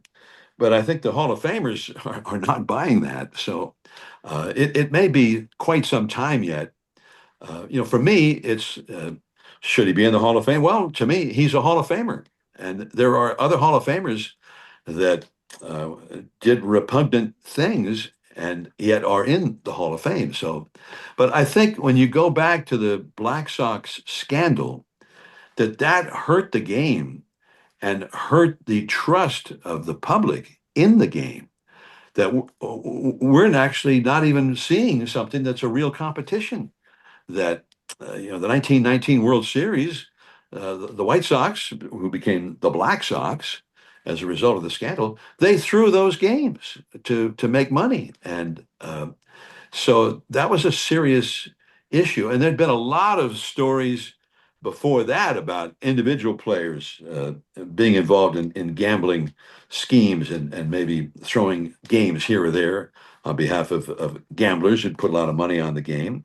And, because I mean, baseball, going back into the 19th century, it was kind of the Wild West. There were a lot of crazy things going on, and umpires who didn't just get shouted at, who got punched and whatnot. So there were, then they brought in Commissioner Landis, and he was a demagogue who didn't have to answer to anybody. And so all the White Sox players who were implicated in the thing all got banned from the game for life. And Shoeless Joe, his claim was he was just trying to do it because that's what his teammates wanted. And then he's like, I set a record for most hits in the World Series. How could you say I was trying to lose the games or blow the games? I had more hits than anybody. And so anyway, so it goes. But since that time, baseball has put that at the top of the list of you must not do this. And members of the FBI would go into every clubhouse to this day in spring training and not just warn them about gambling on baseball or sports in general, but hanging out with unsavory type characters. Leo DeRocher got suspended for a year from the game because the commissioner felt he was hanging out with organized crime members or a member or whatever. So, and the commissioner told him, you got to drop that guy. And Leo wouldn't do it. So he got banned from the game for a full year. So anyway, so I think then to find out that a big star was a scofflaw in that regard and was actually betting on games. And, Pete's main defense was that he only bet the Reds to win as a manager, not against them. So right, number one, hedging his bets. you have to take his word for it. Number one, which I guess the president has taken his word for it. But even then, a manager doesn't manage for just today's game. There's always you manage the game today with an eye toward the whole series against that other team or the week to come. So you have a great closer that maybe you want to use, several times in a week. But now you've got a bunch of money on that game. Maybe you bring that closer in the seventh inning and he goes the last three, or he goes 2 1/3 or 2 2/3, which means he probably won't be able to go at all the next day or two. So that itself is an offense.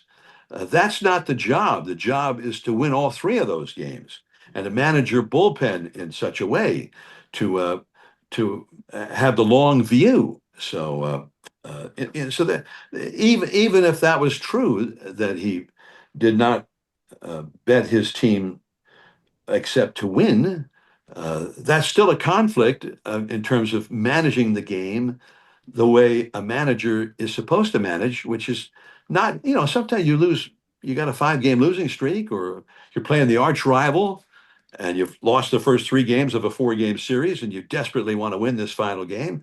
So maybe you do a few things differently, just like this is a major push, you do everything to win this one game.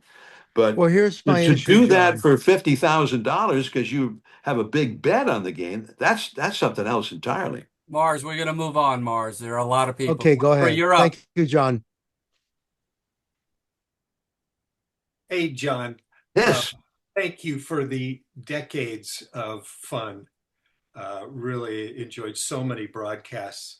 I want to talk about adrenaline in Willie Mays. I was really inspired by a conversation you had on KNBR last Saturday with Kerry Crowley in the pregame show, and you were talking about Wilmer and his great feat the night before, hitting 3 home runs. And you guys were talking about how he was probably able to control the adrenaline. And I'm really wondering what you think about Willie Mays and adrenaline. Yeah, I've heard from one of the other guys in this room here, Norm Coleman, that maybe Willie could strike fear in the other team. And part of that was putting too much adrenaline into them. Any thoughts about Willie and adrenaline? Well, I mean, I think Willie, and there was when Willie was young, when we were at Rickwood Field in Birmingham, and I had read a lot of the stories about Willie being 16 years old. All of a sudden, there he is playing professional ball and in the Negro leagues with the Black Barons, and he had teammates that were 28 years old and 30 years old, and guys who'd been playing for a long time.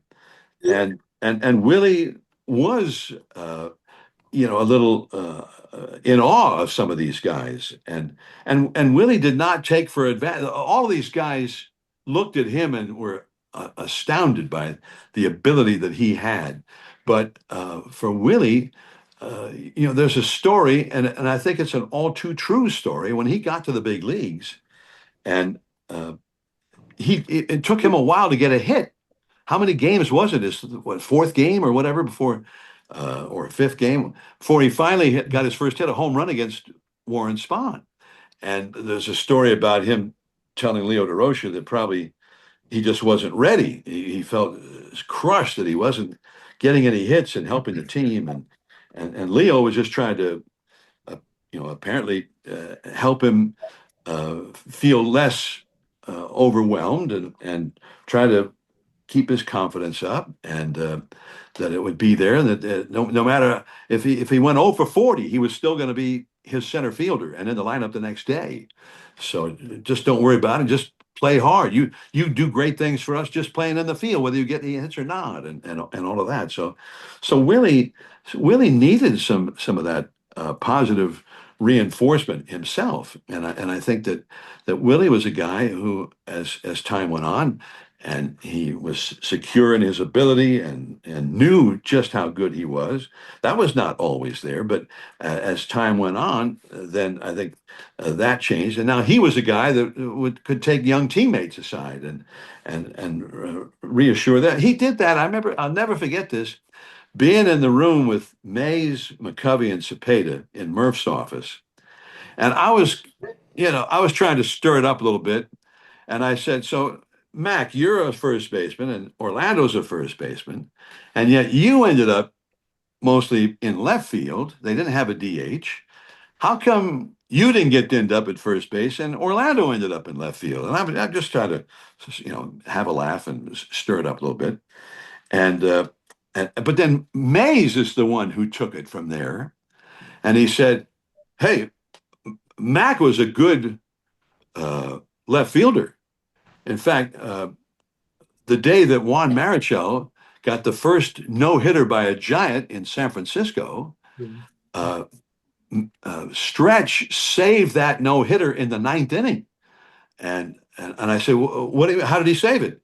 He said, well, a guy hit a deep fly ball to left at Candlestick, and he went all the way back to the wall, and he made a leaping catch and robbed a guy of a home run. And Harvey Keene was the other left fielder, and Stretch was about 5 inches taller than Harvey Keene, and he wasn't that athletic anyway. He would not have been able to get high enough to catch that ball.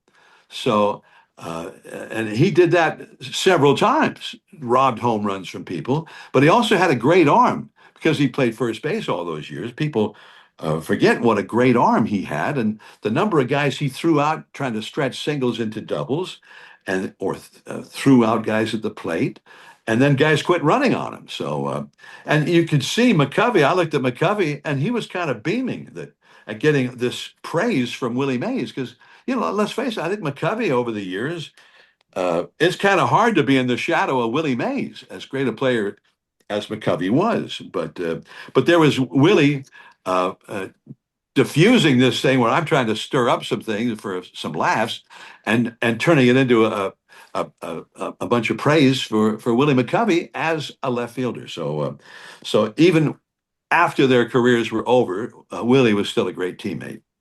Thank you, Larry. John, do you got time for like five or six more questions? Yeah, it's really early out here in the West Coast. Bill Clink, you're up. It's early in Arizona, so I can agree with that. I wanted to reflect on your first baseball game there where you talked about Billy O'Dell. I don't know if you ever knew this about Billy, not in that game because Landreth wasn't catching him, but he actually, when Landreth was catching him in 60 and 61, they would run the whole game without signs. Odell threw, Landreth caught it. I don't know how you do that, but he didn't have a bunch of pass balls or anything like that. I, like you, saw a lot of games in 62. That was the year I started seeing a lot of games, and I really appreciated your insight about Russ Hodges. I'm going to have to go back and listen to those two tapes. Those are the two tapes that you could get. And John, technically, one of these is stamped with the insignia of Major League Baseball. So I guess MLB, that guy in Virginia gave some money to them, but who knows? Danrick Enterprises. Danrick Enterprises. Yeah. And I bought a bunch of those, and I don't have many more, but I sure kept those two. I still have a cassette recorder, which is a necessity in order to listen to these things. Yeah. I don't have one anymore. I can't listen to them anymore. So you can probably go to a thrift store and find one on the cheap because nobody wants them and they're hanging around and gathering dust and what the heck, for $5 you can probably get one. Billy O'Dell threw 172 pitches in his second start of the year, the 19-8 win. The guy who has that website with all the box scores. What's it called? Baseballreference.com. Yeah, or retrosheet.org, whatever it was. Yeah. There's a couple of them. And I met him. He lives in Denver. And so he looked it up, and 172 pitches total in his second start of the year. And Billy O'Dell ended up with 33 decisions, won 19 games, and pitched, 280 something innings that year. So it didn't seem to have any kind of a detrimental effect on him the rest of that season. Jack Sanford was 24-7. He had a 16-game winning streak. Marichal won 18 games, 18-11, and Billy Pierce was 16-6. So the Giants had a lot of pretty good pitching and good hitting, and that team, the 1970 Giants, actually outscored them, even though that was the year Marichal almost died during the spring training with the penicillin thing and whatnot. Their pitching was no good, but and Dick Dietz had his greatest season that year, and he was the guy on deck signaling Pete Rose to slide at the plate when Pete Rose destroyed Ray Fosse. So the Mule, Dick Dietz, hit over 300, and he had a lot of walks. He was a player before his time because he had power and he was just an on-base machine. So I don't know if he was a great receiver, maybe not, but the offensive part of it, he was great. I had one question which was not Mays, but it was John Miller related. And I've always wanted to ask this of an announcer. And I meant to ask Dan Taylor, and he probably may give a similar response.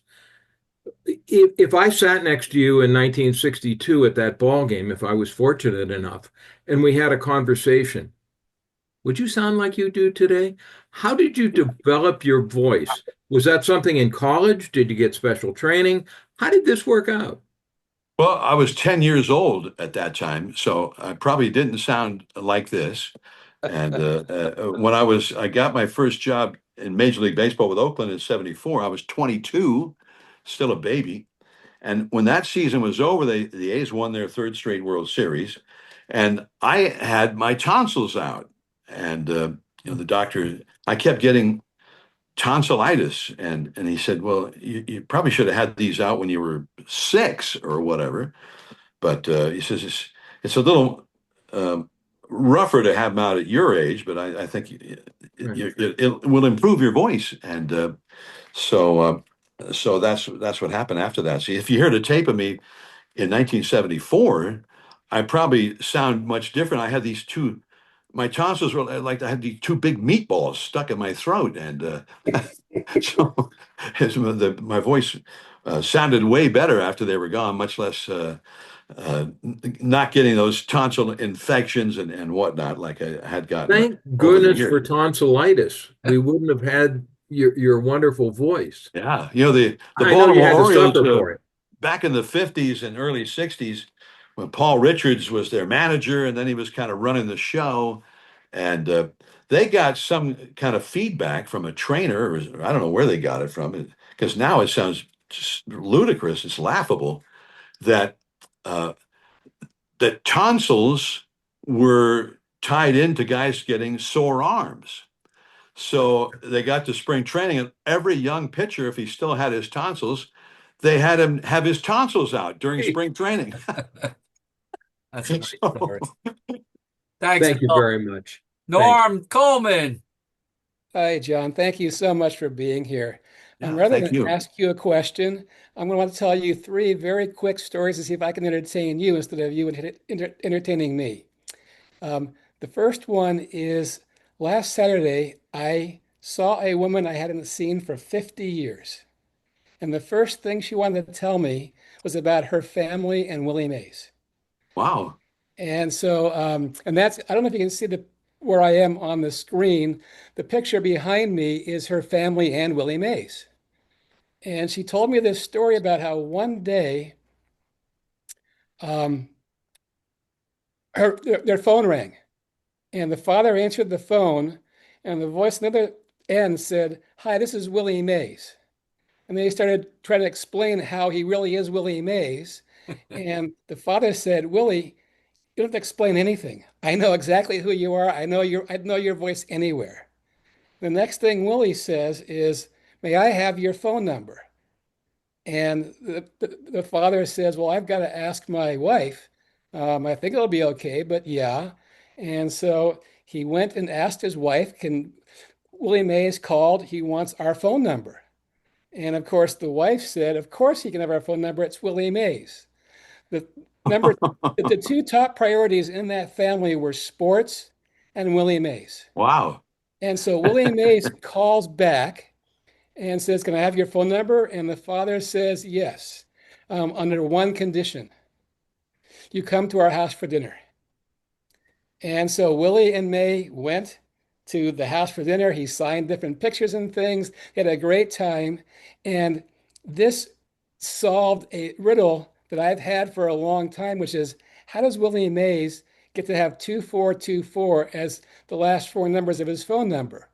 And the way he does it is when he moves somewhere new, he will dial his prefix and then dial 2424 and ask for the phone number.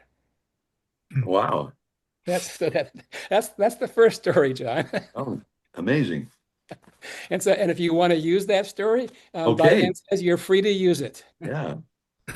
This next one, if you can see my picture, behind me is a birthday cake for Willie Mays.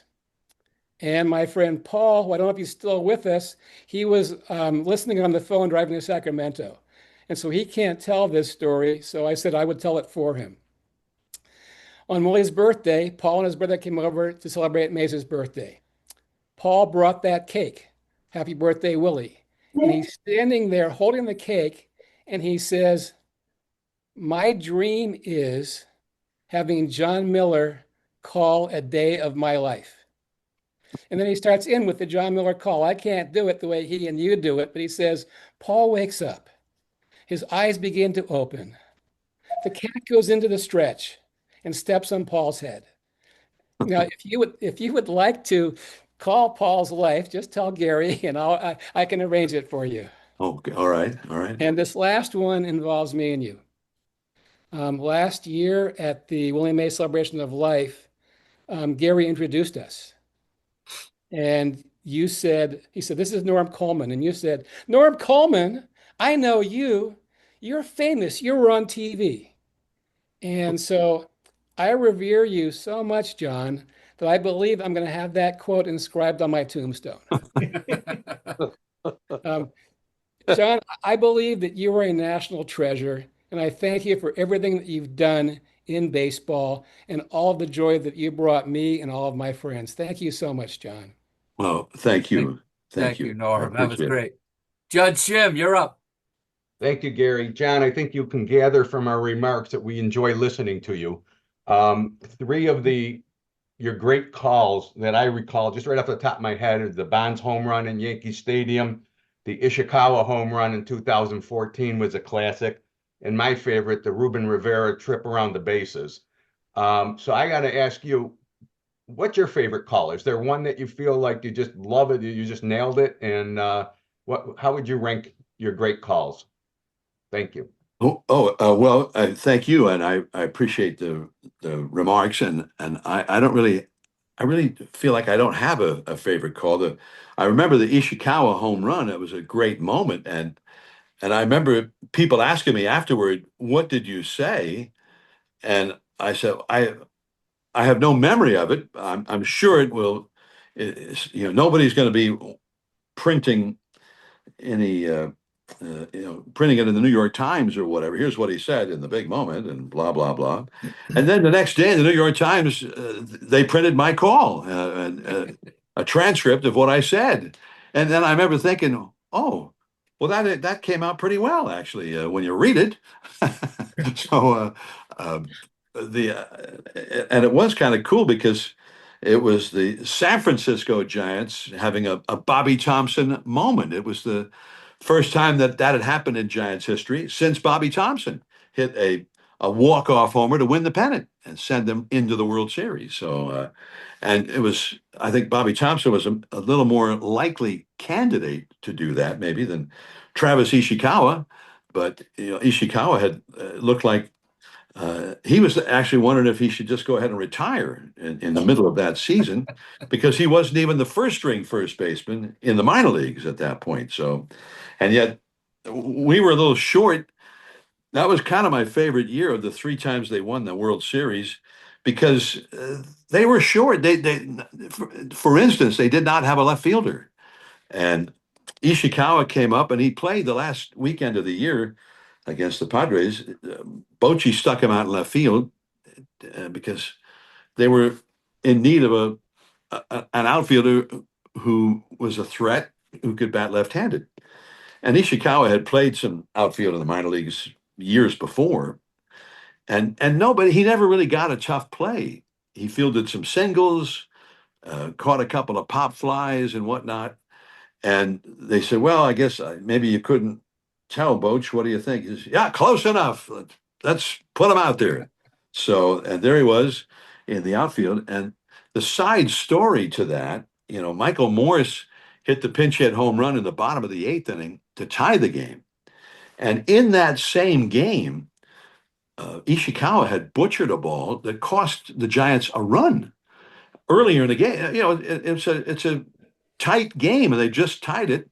I mean, that's a huge run that he gave up, because he just wasn't a good left fielder. That's all. So now Boch is talking about maybe who will be remembering Willie Mays. Blank. Oh.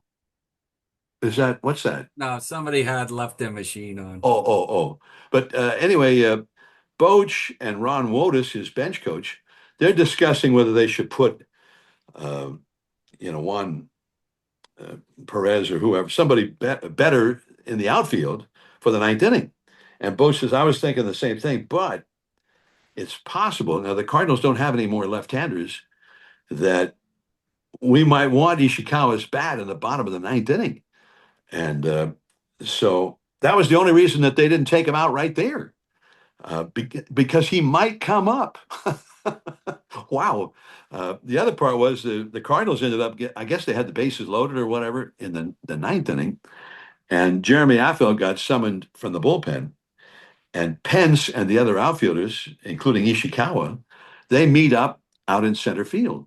And Pence, who's like the big on thinking positively and the power of positive thinking and sending a positive vibe, uh, just in case it might do some good. And he says, "Okay, I need y'all to listen up, and I need you to do this. I need you to understand that Affeldt is going to get a ground ball here and get out of this jam. And then in the bottom of the ninth, we're going to win on a walk-off.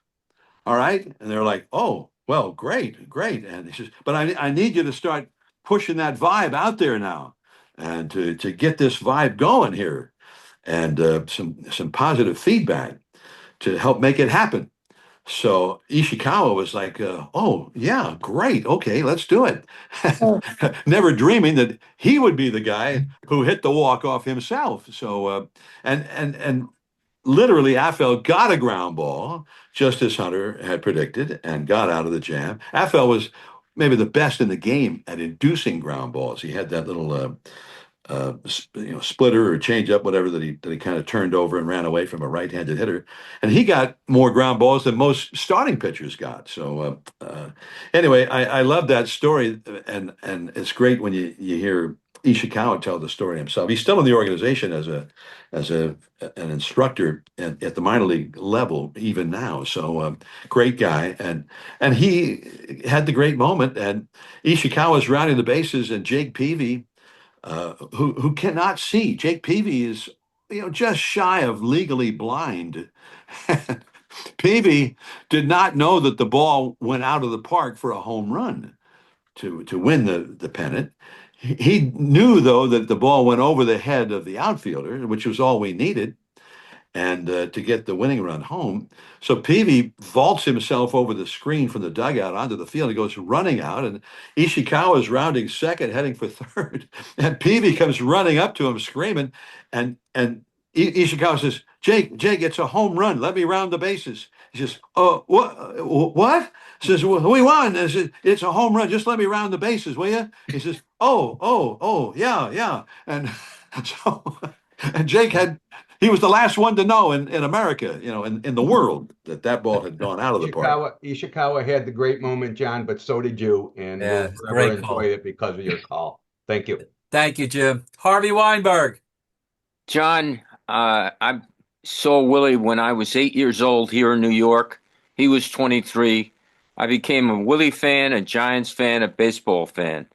And I was one of the guys who tagged along with you and Janine 2 years ago when we did the tour of the Coogan's Bluff area. Oh, yeah. What a great day. That was wonderful. Here's my question. We, on this group, started 2 or 3 years ago. Leo DeRocher, of course, said Willie was a 5-tool player. I always thought Willie was a 6-tool player because he had that ability to see the whole field. And I saw Willie in '67. I went to a game at Shea Stadium. I saw him reposition Jim Ray Hart in left field, and it saved the game. The Giants won 2-1, and Jim Ray Hart made a catch because he looked from where I was sitting in right field. It looked like he was straddling the left field line. Now, of course, he wasn't, but I saw Willie moved him over. In discussions here, we have come up we're a little crazy, but not completely crazy. I think we're up to 8 tools. And I think you know what I mean. I'm wondering what your opinion was. Willie was durable. That's a lousy thing to say. I can't come up with a better than. He had a great sense of humor. He was the on-field manager. Could you speak to that issue about how many tools, if you agree that Willie was above a 5-tool player? Well, I would agree because I think that Willie was a genius of the game, and that he invented plays. Vince Scully always told the story, and I asked Willie about it a few times, but people always talk about the catch in the 54 World Series in game one at the Polo Grounds, where Willie caught a ball, 450, 455 feet from home plate. And uh, he kept a runner from moving up two bases, which happened all the time because Willie did it himself on deep fly balls there. It was so deep at the Polo Grounds to straightaway center. So, but Vin Scully said the greatest catch he made saved the game at Ebbets Field in Brooklyn with the bases loaded in the bottom of the ninth. The Giants were ahead by a run and two down, and there was a shot into the gap in left center, and Willie sprinted after it, made a headlong dive, and the warning track at Ebbets Field in those days was made out of the cinders, Yeah. and like these little pebbles, these little rocks, and like little lava rocks or whatever, and then the fence was cinder block bricks, and there was no padding in front of that, and so Willie makes a dive, catches the ball, and then skids across those cinders, cutting up his body, and then hitting his head against the bricks, and knocked out cold. Jackie Robinson, guys started running out there to make sure Willie was okay. The umpire went out to make sure he had the ball, and Jackie Robinson went out not to see if Willie was okay, but to see for himself that the ball was still in the glove. And they told the story that the way Vinny told the story, that Jackie Robinson saw Willie had the ball. Okay, that's it, and not even a question about is he okay. But so he was still a giant, and he was a bad guy. So anyway, for Vinny, under the circumstances, that was the greatest catch that Willie ever made, saving a game, and catching that ball and getting knocked out. The play that Kevin Mitchell made at the old Busch Stadium in St. Louis, where he made the barehanded catch with his right hand instead of the glove hand. And Willie did that apparently more than once at the old Polo Grounds, where not only was it 483 to straightaway center, it was, the bullpens were on the field, and to the power alleys, it was like where most ballparks is maybe 370, 375, in a big ballpark, maybe 380. At the Polo Grounds, it was like 440 or 446 to the power alley, and Willie, many's the time where he would run a ball down and catch it barehanded, because that's what that was called for in that circumstance, to actually be able to make the play. So Willie could do that and make it up on the fly. I remember in that playoff in '62, Willie got called out at third base trying to go from first to third, and the umpire was a guy who'd been around for a long time, and he called him out, and then Willie got just furious. And Lon Simmons told me that umpire, Jocko Conlon was his name, and he had it out for Willie, and he said that Willie felt like he had it out for him, and Jocko was just looking for any excuse to screw him or to even throw him out of a game. So that Willie went to third, he had that uncanny sense of timing to draw a throw and still beat it and get the trailing runner up to second base to take away the double play. So that's what Willie was doing in that instance. And then Jocko Conlon, there was no replay review, and he just and he didn't care, like, screw him. So Willie got called out. So, but Willie had that kind of ability to draw that throw. He had such a great sense of timing that he could do that and still be safe. And that's playing the game not just with an extemporizing in the flow of the game, but also because of the great sense of the game and the strategy of the game. So that's kind of the cool stuff about Willie, and the thing he was proud of in the catch at the Polo Grounds in the World Series was that he got the ball back. He said, I always knew I was going to catch it. I caught balls like that many times at the Polo Grounds, because you knew you could run and run and run and run out there. There was so much room. And I already knew I was going to catch up to it. But to spin and make the throw, and a good throw back to the infield, where the runner was not going to be able to move up 2 bases. So that's what I was proud of on that play. So, and it might have been Al Rosen, might have been the runner. Now that I think Vic Wirtz was the guy who I hit the think it ball. was Larry Doby, John. Okay, Larry Doby, that's it. Yeah. Very good, Harvey. Harvey, Yeah, thanks so good much. one. All right, we got 2 more, and we'll go with Steve and then Paul. Hey, John, thanks for all your time. Gary, thanks for putting this together. John, I met you a couple of times at Scottsdale Stadium, but that's not the issue. How did we get to Adios Pelota? Well, the back in when McGuire and Sosa were hitting all these home runs, and I had this idea that for a Sunday night baseball, when we had a Cubs game, that in the movie The Natural, when Roy Hobbs, Robert Redford, hit a home run, you'd hear the announcer, and it was the director himself, Barry Levinson, who played the announcer. And he says, deep to left field and goodbye, Mr. Spaulding. Sounding like an old-time announcer. He had just laid down voice tracks for the editor to put with the the home runs that Hobbs was hitting. And then when they were talking about who should we get to be the announcer, they finally the editor said, "Well, I think you should just use what you laid down. It works perfectly." So that's what they did.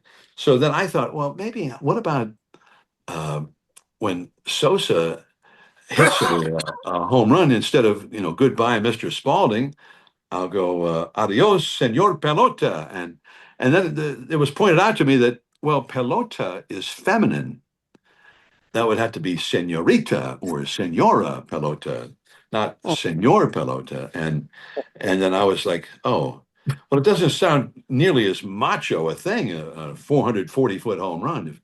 Adios, senorita pelota. It's like a little too genteel. And so Sosa hit it, and I just said adios pelota. And Sosa liked it. So whenever we had Sosa in a game, and I would say adios pelota when he hit a home run. Then a few years later with the Giants, we had Pablo Sandoval, and he hit a home run, and I said adios pelota, and then Pablo liked that, and he says, "Oh, senor, adios pelota. I like it. Keep that." And so whenever Pablo would hit a home run, I would go with that. And then all of a sudden, Pablo wasn't with the Giants anymore, and he went to the Red Sox for a while. And I don't know, Hunter Pence on opening day the next year hit a home run, and I gave it an adios pelota, and I thought, well, that doesn't kind of work. Hunter Pence, he's from Texas. He's not a Hispanic descent or whatever. And but then while I was thinking about it, because it was coming into my head, I screwed up the whole call anyway, because it was opening day, and I think it might have been the Dodgers in town. I can't remember, but he hits a grand slam in the 8th inning that's going to win the game. And while I'm in my head with adios pelota, then I say, which is the last thing you want. You want to just see the moment and try to give a good description on the radio of the moment. And I said, it's a grand slam for Buster Posey. And immediately I'm like, Jesus, it's Hunter Pence, for God's sakes. So a grand slam for Buster Posey's good friend, Hunter Pence. And I looked at my partner, Dave Fleming, right next to me, and he gives me one of these looks like, did you just go out of your mind? Did you just lose your mind? What the hell? What's happening with you? And I'm like, oh my God. So, but then afterward, I started hearing from Marty Bredeman sends me a text. He says, that was the greatest recovery I've ever heard. Hall of Fame recovery there, and whatever. So now the next day, there are people at the ballpark wearing shirts that say, Buster Posey's good friend, but they all have Buster Posey ... apostrophe S, good friend, Hunter Pence. Hunter changed his Facebook page bio and his Instagram bio to I'm Buster Posey's good friend, Hunter Pence. And he made a picture. He snuck up behind Buster in the clubhouse. Buster's sitting on a couch watching a game, and Hunter gets right behind him and makes a selfie. And he says, "Here I am with my good friend Buster Posey before tonight's game," and stuff like that. And Right. so anyway, they had a lot of fun about it, which it was. I thought, well, I guess I'll just be forever known as somebody who screwed up and had a great recovery from it, which is sort of the last thing in the world I want to be known for. But I guess it's better than just being known as a screw up. So I'll take it. But, All right. Thanks. Paul, you're up. John, what a wonderful night and so many terrific memories. I thank you for all of the things you've done for the Giants and for baseball in general, and also for us tonight. It's just really been a terrific evening. My question actually is a film question. I asked this before to some of my friends here.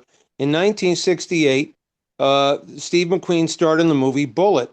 And if you remember the scene in the very beginning of the movie where Al Rennick is kept in a little room, he's got a radio on, he's not supposed to have a lot of noise, but he turns on the Giants game, and this is, I know, 1968. I swear it's your voice somehow in that movie during that, with that version of a game on a radio. Doesn't say when it was. The Giants, it says it was a doubleheader. I think the Giants won both. And so I said, God, that sure sounds like John Miller to me. So I wonder if you could comment on that. well, I mean, I was still in high school then in '68, but I would, I would, No, I wish it. I knew that too, but I also heard that you did recordings, imitated recordings of Giant games. Was that something you did by 1960? No, I never did anything like that. I went to Giants games. I went to more A's games after they came out because I lived in the Okay. East Bay. It was easier for me to take the bus over to the Coliseum than to try to get over to San Francisco. And I would sit in the bleachers with my recorder and uh, broadcast the game just into the recorder. I was the only one who ever heard them, but I used to play a tabletop game called Stratomatic, Right. and I would broadcast those games because they were more fun to play. And if it was a Giants game, I'd be Russ Hodges. If it was a Dodger game, I'd be Vince Scully. If it was a Yankee game, I'd try to be Phil Rizzuto and do Bob Shepard. The right fielder, number Wow. 9, Roger Maris, number 9. That's just terrific. Yeah. Well, thank Holy you. cow, Roger Maris, he did it. Oh, baby. Oh, yeah. If it was an Oriole game, I'd be Chuck Thompson. Well, here's Big Frank Robinson, 49 home runs back in 1966 and a Triple Crown season. Ain't the beer cold?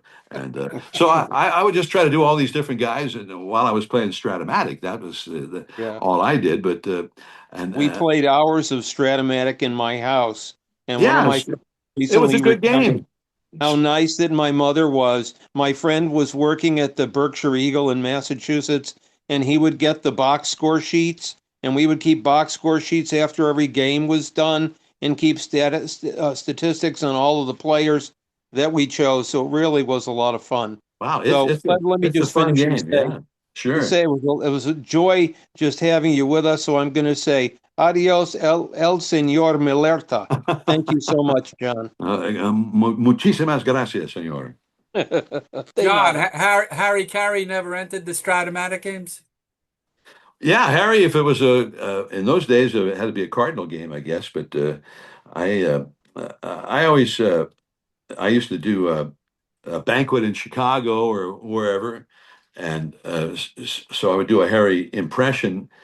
And I was like, is Harry like that all the time, the way he does a game? And, Ryan Sandberg comes up with the bases loaded and he pops out. He's like, pops it up. Holy cow. What's the matter with him? $8 million a year and he pops up. And says, does Harry wake up in the morning? His like a little clock radio goes off. And does Harry wake up and look at the radio and says, it could be. It might be. It is. It's time to get up. Holy cow! And so I don't do I know Will Ferrell did this, and it's really Oh, funny. He oh does, yeah. but it's like the drunken Harry, except it's the impression is Harry after he had his stroke, where he had to relearn how to speak and all of that. And hey, maybe he had it coming. Maybe he should have just retired at that point. But I gave him a lot of credit for being as good as he was after he'd had a big stroke like that and relearning how to talk and so on and so forth. But I remember I walked into a White Sox booth, and just as I walked in to say hello, the White Sox broadcast, he does the Cardinal games now, John Rooney, and he did a great Harry impression. And so I walk in, and he says, "Hey, here's Vin Scully just walked in, Vinny." And so I do a little Vin Scully thing, and so then he does Harry, except he does Harry like he's inebriated. And anyway, so now 2 or 3 weeks later, Joe Morgan and I are at Wrigley Field for a Sunday night baseball game, and we have Harry come on with us for an inning, just because he's like the mayor of Rush Street, right? He's huge. He's like the biggest star in Chicago, and so then Harry, he looks at me, he says, "Do I look inebriated to you?" And I remember, talking to Joe afterward, and Joe was like, "I really wanted to say, are you kidding? You always look inebriated to me." But then I realized that he was talking about. He thought I was doing not John Rooney, that I was doing him as that he was had imbibed a little bit too much or whatever. So anyway, I felt kind of bad about that because it wasn't even me. But anyway, it was like, and I always liked Harry. I thought Harry was a great broadcaster, although I always felt like. And it's fun when you hear him with Russ and Lon in those playoff games in '62, doing some color commentary and whatnot, and just trying to help those guys out. But because he was an all-time great broadcaster, and he stayed. He stayed in town because his team had just been there, and he wasn't working. He wasn't getting paid. He was having to stay at his own expense because he was such a huge fan. He wanted to see these historic games. And that kind of resonated with me. And Bob Prince did the same thing in '51. He was at the Polo Grounds, and he actually stayed because he did get paid. The station in Pittsburgh that carried the Pirates games was also carrying the game. Anybody could do any game, it seemed like in those days, and so there was no booth for him. And Russ Hodges and Ernie Harwell kind of carved out a little bit of their radio booth. And so Bob Prince was able to stay and broadcast that final game, game 3, the Bobby Thompson game. And Bob Prince was able to broadcast it back to Pittsburgh. And when the game was over, Russ and Ernie had to run out to the clubhouse, which that took some time at the Polo Grounds to get all the way out there behind the 483 marker from the press box. And they asked Bob Prince if he would go on and just fill the time until they got out there for their post-game show where they were going to interview some of the players during the celebration. So it's a classic at the end of that game. This happened, and then Bobby Thompson, and great description by Russ Hodges on the radio. And he goes on and says, "Well, we're just about ready to go to Russ and Ernie out there in the Giants clubhouse for the victory celebration. And congratulations again to the New York Giants for winning the National League pennant in one of the great classic pennant races of all time. But one final thought, don't forget that while it's been a great year for the Giants, the home run champion for the National League in 1951 is Ralph Kiner of the Pittsburgh Pirates." All right, let's go out to the clubhouse now, and here's Russ and Ernie. So. John, I'm going to wrap it up with 2 comments or questions. First of all, 51 years in the booth, lifelong Giant fan. How did it feel to call the 2010 when they finally brought the World Championship to San Francisco? Well, it turns out, I mean, I was excited about it, but I was in the wrong booth. I was would like to have been doing it on the Giants network, but I was with Joe Morgan. We were doing it on a national broadcast around the U.S. and also to Hawaii and wherever else it was being carried all over the world. So and including right there in Dallas Fort Worth, we had an affiliate station, and both of us would go on during the day on that local station and do voicers with the local guys about the Rangers. And I had done the Texas Rangers in 1978 and 79. So I remember the Rangers, and I remember those were the first years that the Rangers kind of got good, and they set their attendance records at that time. They hadn't been there very long, but having moved from Washington D.C. just a few years before, so I was a little torn because now the Giants win the World Series for the first time as the San Francisco Giants, and I'm just trying to remember who am I talking to about this? I'm talking to Giants fan, and Ranger fans and Yankee fans and Cubs fans, and so it was not the call maybe that I wanted to make. I was trying to be mindful of while this was a huge moment for all Giants fans everywhere. Maybe not such a huge moment for Texas Ranger fans. Listening, right? Where I've been talking to them every day for this whole World Series so far. So, and I had done all those games before that.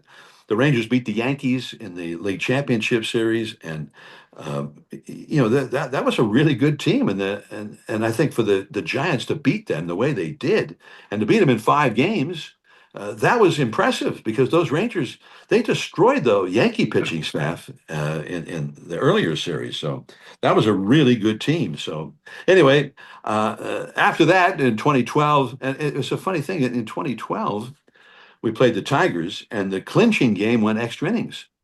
Now, when you go to the 10th inning, our format is, and we have all the broadcasters work together on the radio in the postseason. Dwayne Kuiper, Mike Krukow, Dave Fleming, and me. But the 10th inning, they start asking me, what do you want to do for the 10th inning? And I said, well, the 10th inning is for either you or Dwayne, Normally it would have been Dave, but Dwayne was also there. And Kuiper says, well, I don't want to do it. I said, well, Dave, you should do it. And Dave says, are you sure? I said, of course. That's the format. And he says, well, I mean, we might win in the 10th inning and win the World Series. And I said, well, I'm not going to start thinking about that now, what might happen. We might go 18 again, like we did. I guess it was the next year in Washington. We had an 18-inning game. What was I going to do, all 18? Because I want to be on at the moment they win, So, and so as it turned out, the Giants won it in the 10th with Dave doing the game. And it was so sweet. I remember we're staying on, and we're doing stuff with the celebration, and Dave is down in the clubhouse interviewing the guy, and man, nobody's better than Dave at those kind of moments, because it's mayhem and chaos in the clubhouse, and he does brilliant interviews down there in that situation, better than anybody. And then he came back, and his wife was there, my wife was there, and then when he got back up into the booth, he told his wife, he says, I did the 10th inning. When we won the whole thing, I was on the air. And she came over and gave me a hug and started crying. And it was so sweet, but I said, well, I'm unworthy. I appreciate the sweet gesture, but it was his inning. And I'm not trying to take credit for anything. It was his inning. I just want to do what's right, So if we went to the 11th inning, then I would have come back and done it. But so on and so forth. So, and then in 2014, then I was on the air when they won it in Kansas City. So I got to do the final moment on the local broadcast. So all 3 of us, the 3 play-by-play guys, each did the final moment on a Giants broadcast. Kuiper did the one in 2010 because I was over. I mean, I also did it, but I was on the ESPN broadcast and trying to be, very professional and, And now, ladies and gentlemen, the San Francisco Giants have won the World Series. Congratulations to them. Yahoo! So off mic, but yeah, anyway. So That's great, those kind of John. things. I think you just want to be. I remember when Eddie Murray was closing in on his 500th home run with Baltimore.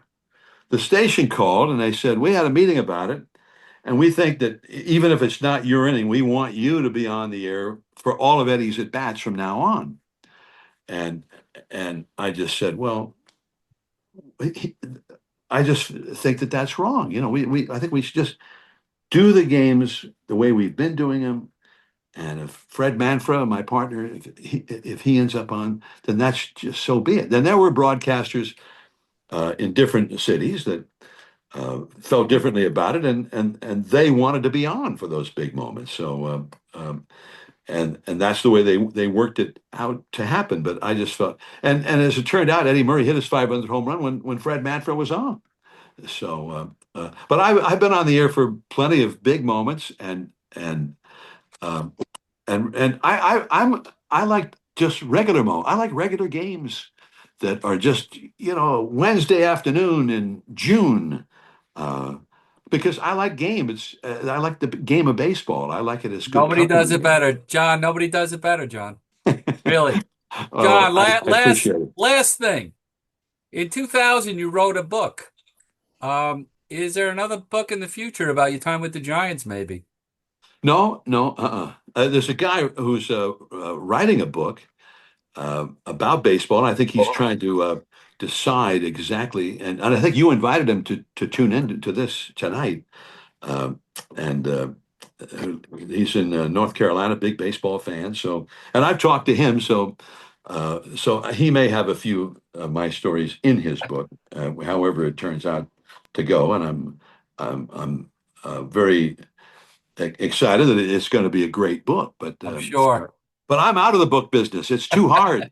I don't want to be in the book. I Well, just. please continue doing what you're doing, that you Yep. do better than anybody who's around. So why don't we all give John a great round of applause? John, we can't thank you. Over 2 hours of just great Thank- stories, recollections about your career, about Willie Mays, and about the Giants. So thank you very, very much. Well, I appreciate you having me, and I appreciate all the questions, and I appreciate the Giants and the game of baseball. So, and Willie Mays for making me a baseball fan. I owe it all to him. So, always great to for me to have any excuse to talk about Willie.